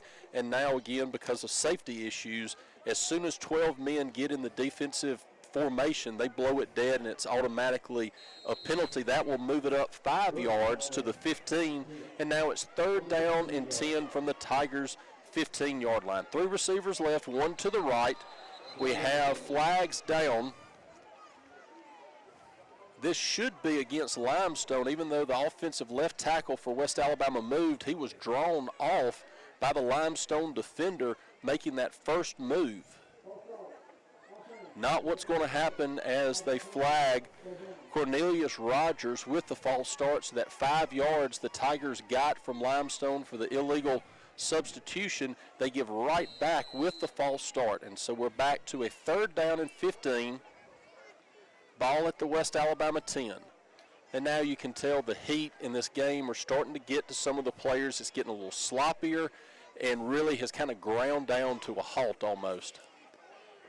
So 3rd and 15 from the West Alabama 10. James Smith, the running back, will be to McDaniel's left. McDaniel's looking to throw. He has the completion across the 20.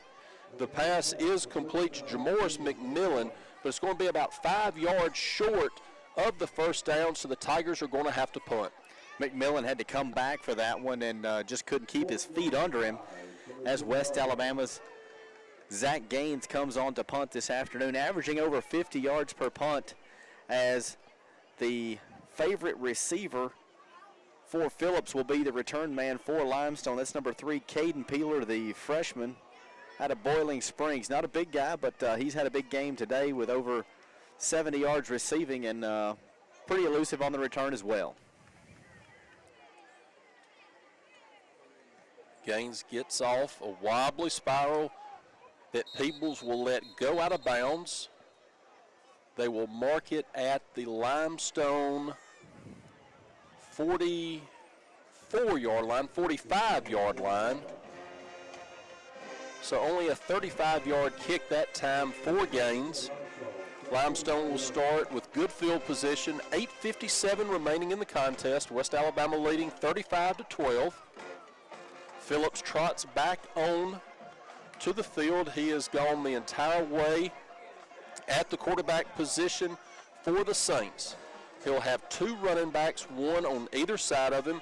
The 1 to his right, Malik Brooks. The 1 to his left, Chakoya Patton. 2 receivers left, 1 to the right.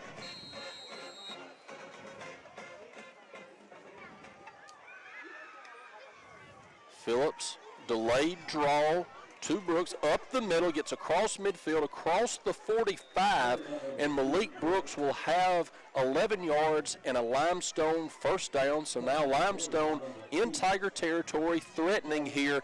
8:47 remaining in the contest. Jeremiah Boyd and company in on the stop for West Alabama, but Limestone's able to get it across midfield. First down and 10 inside Tiger territory on the 44. Phillips hands off, and immediately Jacoya Patton is brought down. It's only a loss of about 2.5, but a tremendous hit by Charvez Embry. First time we've called his name, it was like Embry was shot out of a cannon, and he immediately brought Patton down. Embry's listed at 6'3", 286. He's a transfer from Holmes Community College, and he hit him with everything that he had, and you could just hear the collective gasp throughout the stadium.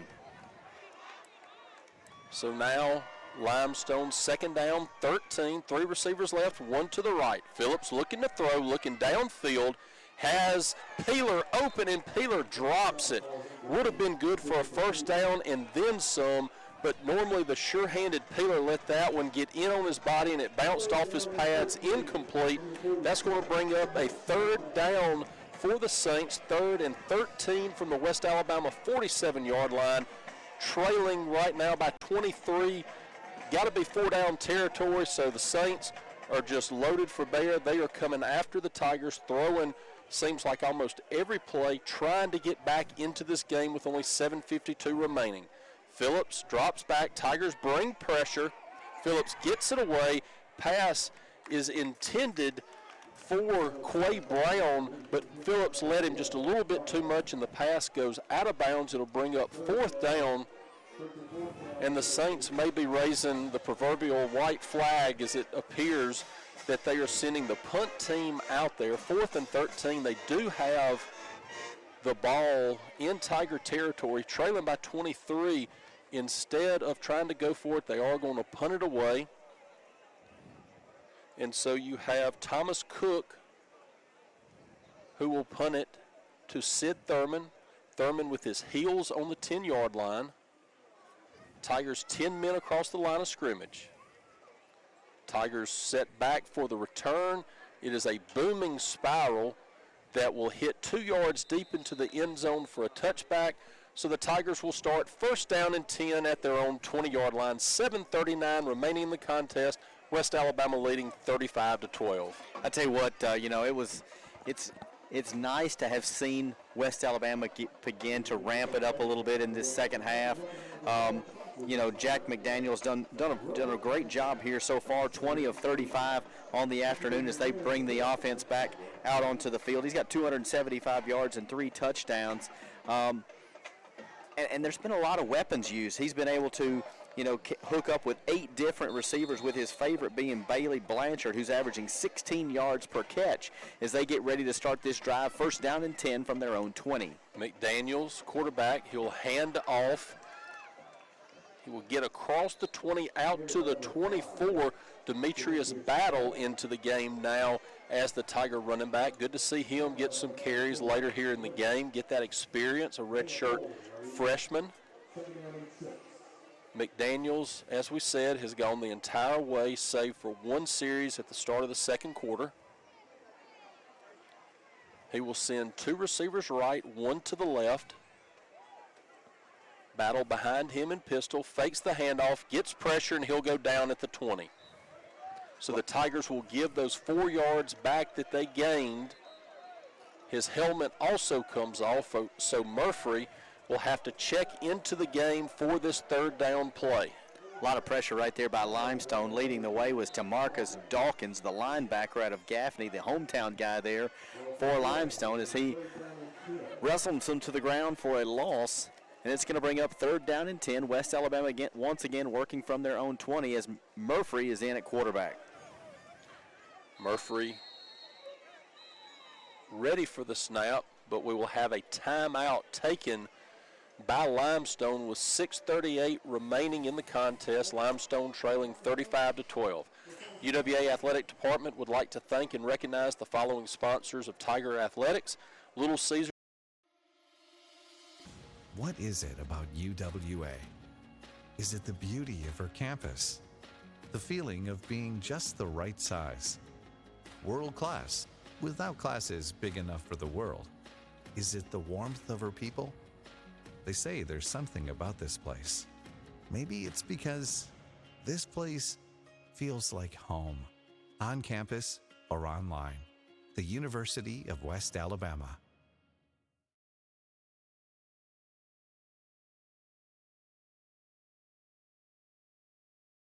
With the Ravens, Malcolm Butler with the Tennessee Titans, D. Virgin with the Detroit Lions, Deion Lacey got picked up by the Miami Dolphins, and of course Tyreek Hill with the Chiefs. And have to mention Tyreek signed a 3-year, $54 million contract extension on Thursday. Deal includes a $5.8 million signing bonus and $35.2 million in the all-important guarantees. That's fantastic, and You know, West Alabama has, over the last couple of years, put, as you can see, a lot of guys in the NFL, and it's great to see what they're doing here. It translates on Sunday. Murphy will throw across the middle and just past the outstretched arms of Christian Salisbury. A nice pass right there as Murphy stepped up in the pocket, had Salisbury open on a post route, but just overshot him just by an inch or two, and so the Tigers will be forced to punt. And Will, you're exactly right. It's so good to be able to see guys come here to West Alabama and then able to really take advantage of their dreams. You know, find a home in the NFL, and money like that for Tyreek Hill, that's life-changing. That's generational changing. Absolutely. And it also brings more recognition to our conference. I mean, this is a legit Division II conference with those kinds of guys in the league. Peeler takes the punt on a bounce. He's able to get forward for 4 or 5 yards. He'll take it out to the Limestone 35-yard line. Limestone will start first down and 10 from their 35-yard line. 6:24 remaining in the contest. West Alabama leading 35-12. UWA Athletic Department would like to thank and recognize the following sponsors of Tiger Athletics: Adidas and St. Vincent's Healthcare System. Thank you for your generous support of Tiger Athletics. Phillips back out there at quarterback. He's gone the entire way for the Saints. He'll have a running back to his right, 2 receivers left, 1 receiver to the right, and an H-back to the left side of the formation. Phillips will hand off up the middle to Patton. Patton will force his way up to the 40, so it'll be a pickup of 5 on first down. Patton's 13th carry of the afternoon. He's got about 36 yards. He's averaging just over 3 yards per carry. Phillips in at quarterback, as you mentioned, the whole way. He's been 50%, 20 of 40 for 313 yards and a score, as they're looking at a 2nd down and 6 from their own 39-yard line. Phillips checks the sideline, now checks with his running back. Phillips will look to throw, looking to go deep, trying to hit Peeler, and overshoots everybody. Nearest men to the pass were 2 UWA defenders, but he overshot everybody, with Jeremiah Boyd being the nearest to the pass. And so Limestone will be faced now with a 3rd and 6 from their 39-yard line. West Alabama's defense obviously wanting to draw up a stop right here with just under 6 minutes to play, a 35-12 lead here, as Phillips brings his squad to the line here in shotgun formation. Phillips looking to throw, getting pressure, quickly gets rid of it, trying to hit Peeler. Peeler makes a sliding grab, but he made that catch out of bounds. It'll bring up 4th down for the Saints, and the Saints again send their punting unit out onto the field. Sid Thurman will likely be back for West Alabama, as he has for all of the special teams punts tonight. He trots out onto the field, getting stretched back out as he gets his way to the middle of the field. His heels will rest on about his own 28-yard line. 5:39 remaining in the contest, 35-12. The Tigers lead the Saints out of Limestone College here in the opener of 2019 season. Cook's punt will send Thurman back to his 16. He reverses field to the left, breaks 1 tackle at the 12, gets out to the 20, makes another man miss, and he will reach the 24-25-yard line. There is a penalty flag on the play. And Will, you brought up a good point. So many times tonight when Thurman has got it, he's reversed field all the way around, and when you do that, you really put your blockers in a tough position, because when you turn, those defenders turn and run, and about the only way you can block them is to hit them in the back. Yeah, it's just really tough, and I'm sure that's something that they can work on, and if he can get going up the field instead of across the field, or turning and flipping the field. But West Alabama here in the second half has looked pretty good. They've extended their lead, and they'll take over here as they march off the penalty. Penalty will set the Tigers back inside their 20, and they will mark it down at the UWA 12-yard line. Jack McDaniels back out there. James Smith will be the running back. Orr will be split to the left. Markeith Gray to the right. Salisbury and Jonas Spivey will be the receivers to the right. Smith will be set to McDaniels' right.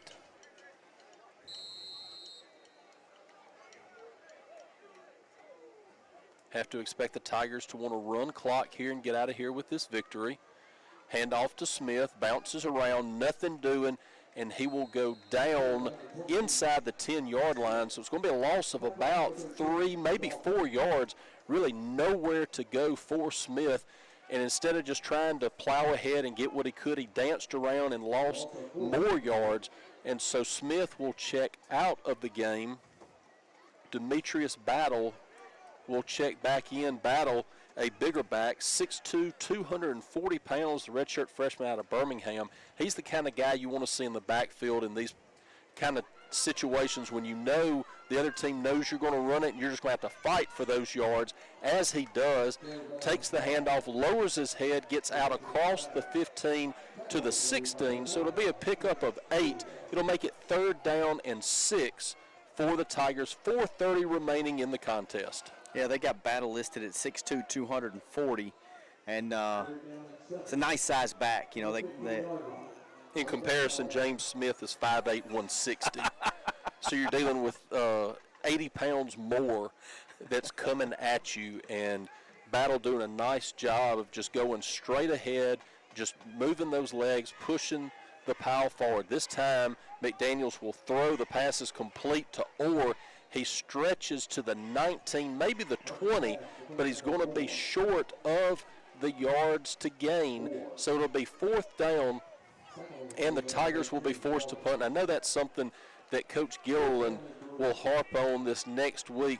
That's the type of situation you want to go into what they call the 4-minute offense, where you just take off time, you eat up time, get those first downs, and you never give the ball back to Limestone. So Zach Gaines comes out to punt. Peeler will be back to field the kick. Gaines' kick is a high spiral. It will hit at the 38 and will bounce out of bounds around the 36-yard line. So Limestone will take over there, 1st down and 10, 3:18 remaining in the contest. West Alabama in control of this one and have been for most of the night, leading 35-12. West Alabama total offense thus far 432 yards. Limestone with 367. West Alabama's gone to the air 281 yards, to the ground 151. Held Limestone on the ground to only 54 yards, but have given up 313 in the air. Saints making substitutions across their offensive front, and new quarterback in there for the Saints. He will pull it and try to get around left end. That's Alec Morton, the 6'1", 200-pound sophomore from Simpsonville, South Carolina. And so he pulls the handoff, tries to go around left end, only gets about 2, maybe 3 yards. Morton is not a small guy at 6'1", but Phillips being 6'7", it looks like you're dealing with a midget at quarterback. Yeah, you know, you get a little spoiled, you know, from our vantage point, seeing Phillips out there with such an imposing frame. But Morton's in there, not a small guy, as he's looking at a 2nd down and 8 from his own 39. Morton will hand off on the draw. It'll get across the 40 up to the 43-yard line. Malik Brooks on the carry. It'll bring up a 3rd down for the Saints as we're under 2.5 minutes remaining in this opening contest of the 2019 campaign. Brooks' 7th carry of the afternoon. He's gained only 13 yards, just under 2 yards per carry for Brooks here on the afternoon. Morton looking to throw on 3rd down, fires along the left side. The pass is complete to Cedric Smith. He'll have enough for the 1st down. Into West Alabama territory. They'll mark the ball at the UWA 46-yard line. 1st down and 10. minute 52 and running here in the contest. Morton hands off to Brooks, has room along the left side, bust free, and he could take this to the house. 15, 10, 5, tripped up, but he falls into the end zone for a Limestone touchdown.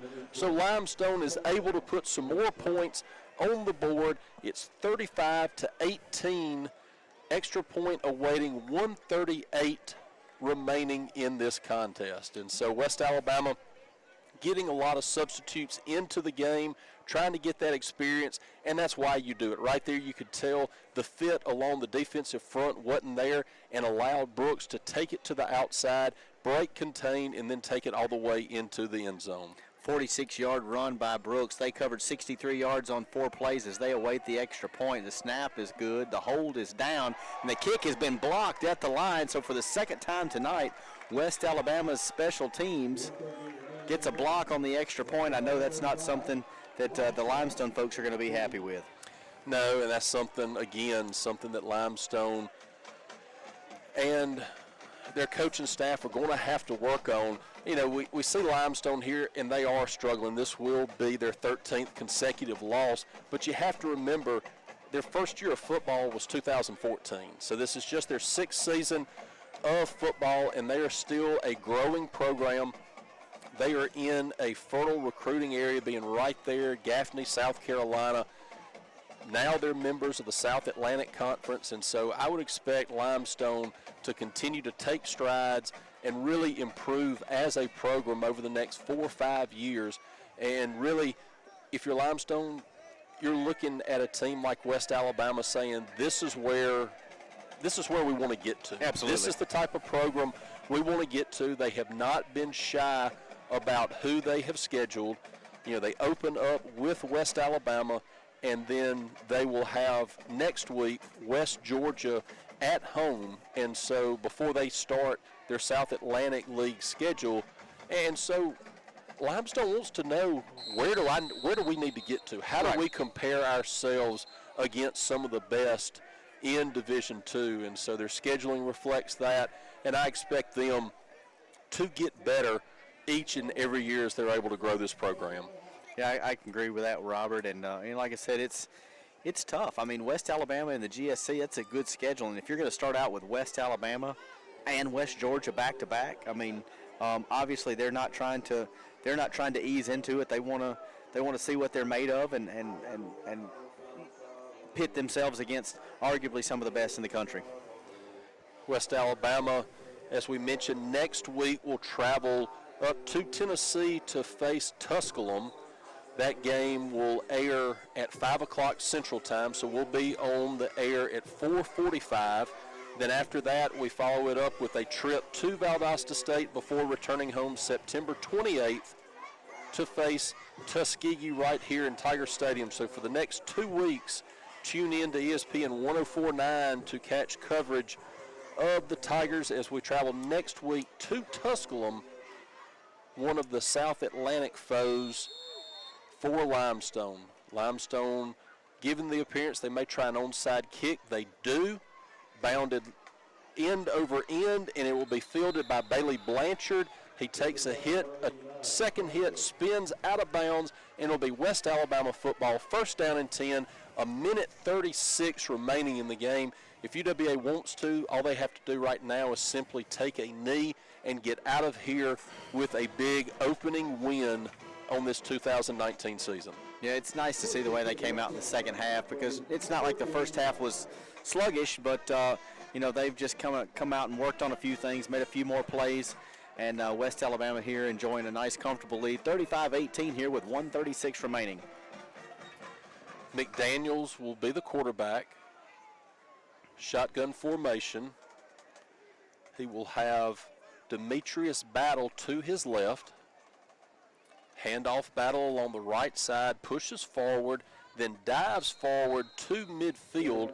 It'll be a gain of a yard, but at this point, doesn't really matter. The clock continues to run.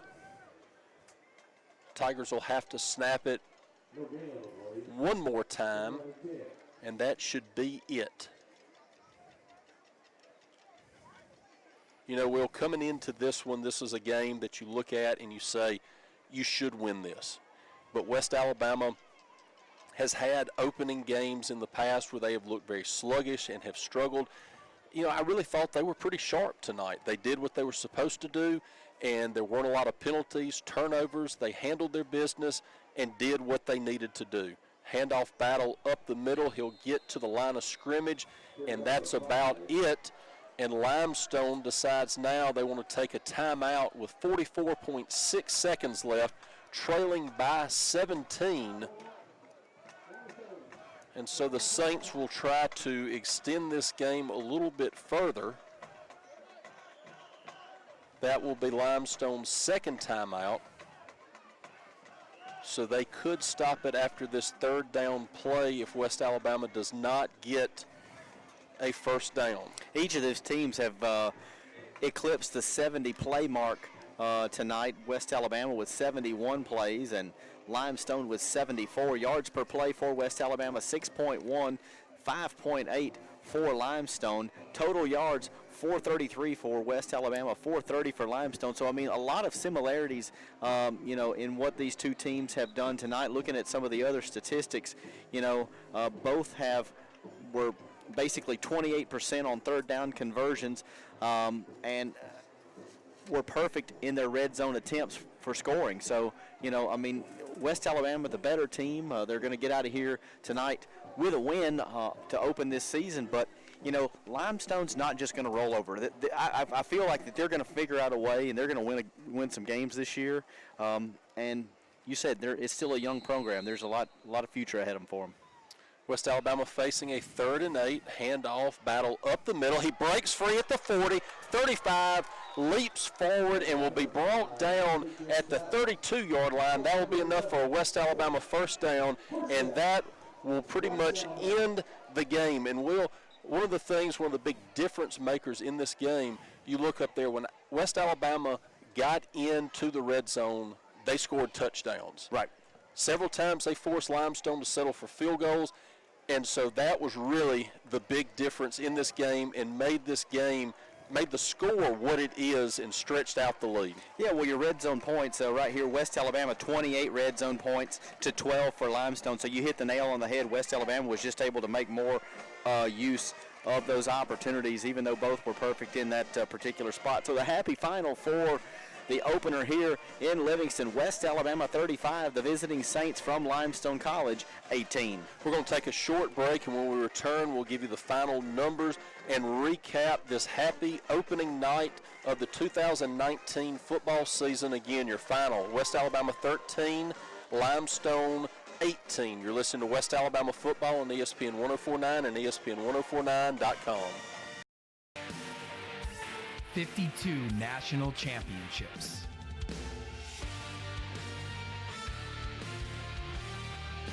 More than 600 annual graduates.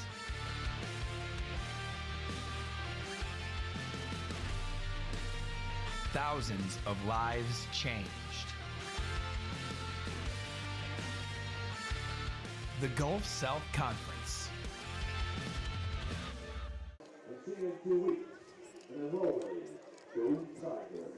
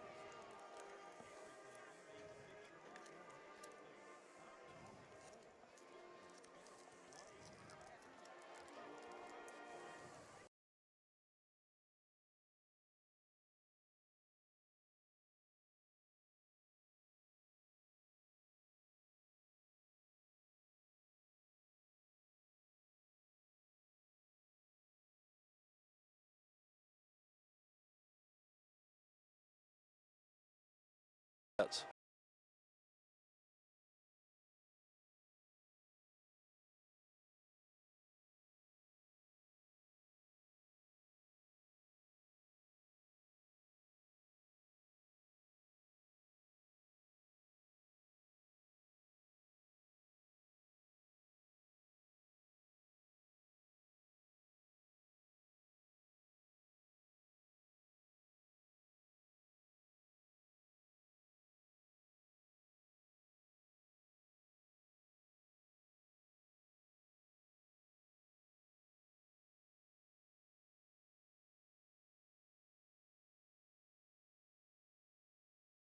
to say thank you to ATI Sports Medicine for being a valued medical partner for UWA Athletics.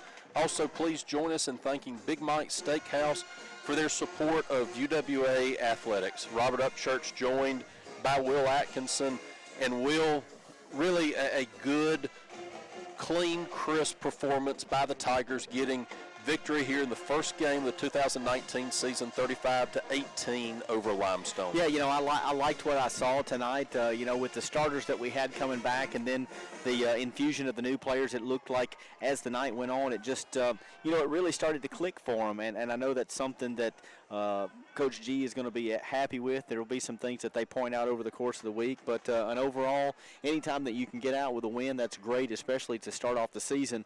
Few statistics for tonight here. West Alabama, 451 yards of total offense. Limestone with 430. Passing yards for West Alabama, 281. Limestone with 324. On the ground for West Alabama, 170 yards. Limestone's 106. Penalties, Limestone 5 penalties for 39 yards. And here's a stat that kind of crept up on me. West Alabama had 8 penalties for 153 yards. So definitely something that they're going to want to look into. Total plays, 72 plays for West Alabama, 74 for Limestone. Red zone chances, we mentioned that. Red zone 3 for 3 for Limestone, 4 for 4 for West Alabama. And time of possession, West Alabama with 27 minutes. Time of possession for Limestone, 33. Only one fumble for Limestone, but they didn't turn it over. West Alabama fumbled twice and managed to keep it as well. Looking at some individual statistics, Jack McDaniels in his inaugural start for West Alabama, 21 of 37 for 279 yards, 3 touchdowns. Jacob Murphy was 1 of 4 in his limited time. Underwood, 14 carries, 69 yards, averaging just under 5 yards per carry. James Smith had 11 carries for 53 yards. He averaged 4.8. Battle in just limited time there toward the end. He averaged 6.5 yards per carry. He had 4 carries and 26 yards. Bailey Blanchard led all receivers with 5 catches, 81 yards. He averaged 16.2 per catch. Tyreek Markin had 5 catches as well. Quay Boyd, Christian Salisbury, and Jarek Orr each had 3 of their own. For Limestone, Phillips, 20 of 42 for 312 yards and a touchdown. His favorite receiver tonight was Peeler. He had 6 catches for 79 yards, averaging just over 13. And Brooks led the way for their rushing attack. He had 8 carries for 59 yards, averaging just over 7 per carry. So West Alabama, edges them out on the scoreboard and does a great job of getting this season off on the right start. We will travel all the way next week. We will be going to Tusculum. That's September the 14th. I was telling my wife earlier, I really wish the Tusculum trip could have been like mid-October, because it would have probably been a really pretty kind of fall kind of thing, and instead it's probably going to be 800 degrees. But a happy final here. Robert, I greatly appreciate the opportunity to join the broadcast team this year and look forward to a great season. Well, thank you for everything that you bring to it, Will. The next broadcast for UWA Athletics will be the inaugural Bobby Wallace Show. That'll be Tuesday night at 6 p.m. from Batter Up in Demopolis. 10% of the money from all food and drink that night will go directly to support UWA Athletics. Encourage everybody to make the trip to Demopolis for the first Bobby Wallace Show. Our next home game will be September 28th versus Tuskegee. It'll be the UWA Athletic Hall of Fame induction ceremony as well. Next week, as Will said, travel to Tusculum. It'll be a 5 o'clock kick 4:45 airtime here on ESPN 104.9. Thank you all for listening. Our final from Livingston, Alabama, West Alabama 35, Limestone 18. Good night, and go Tigers.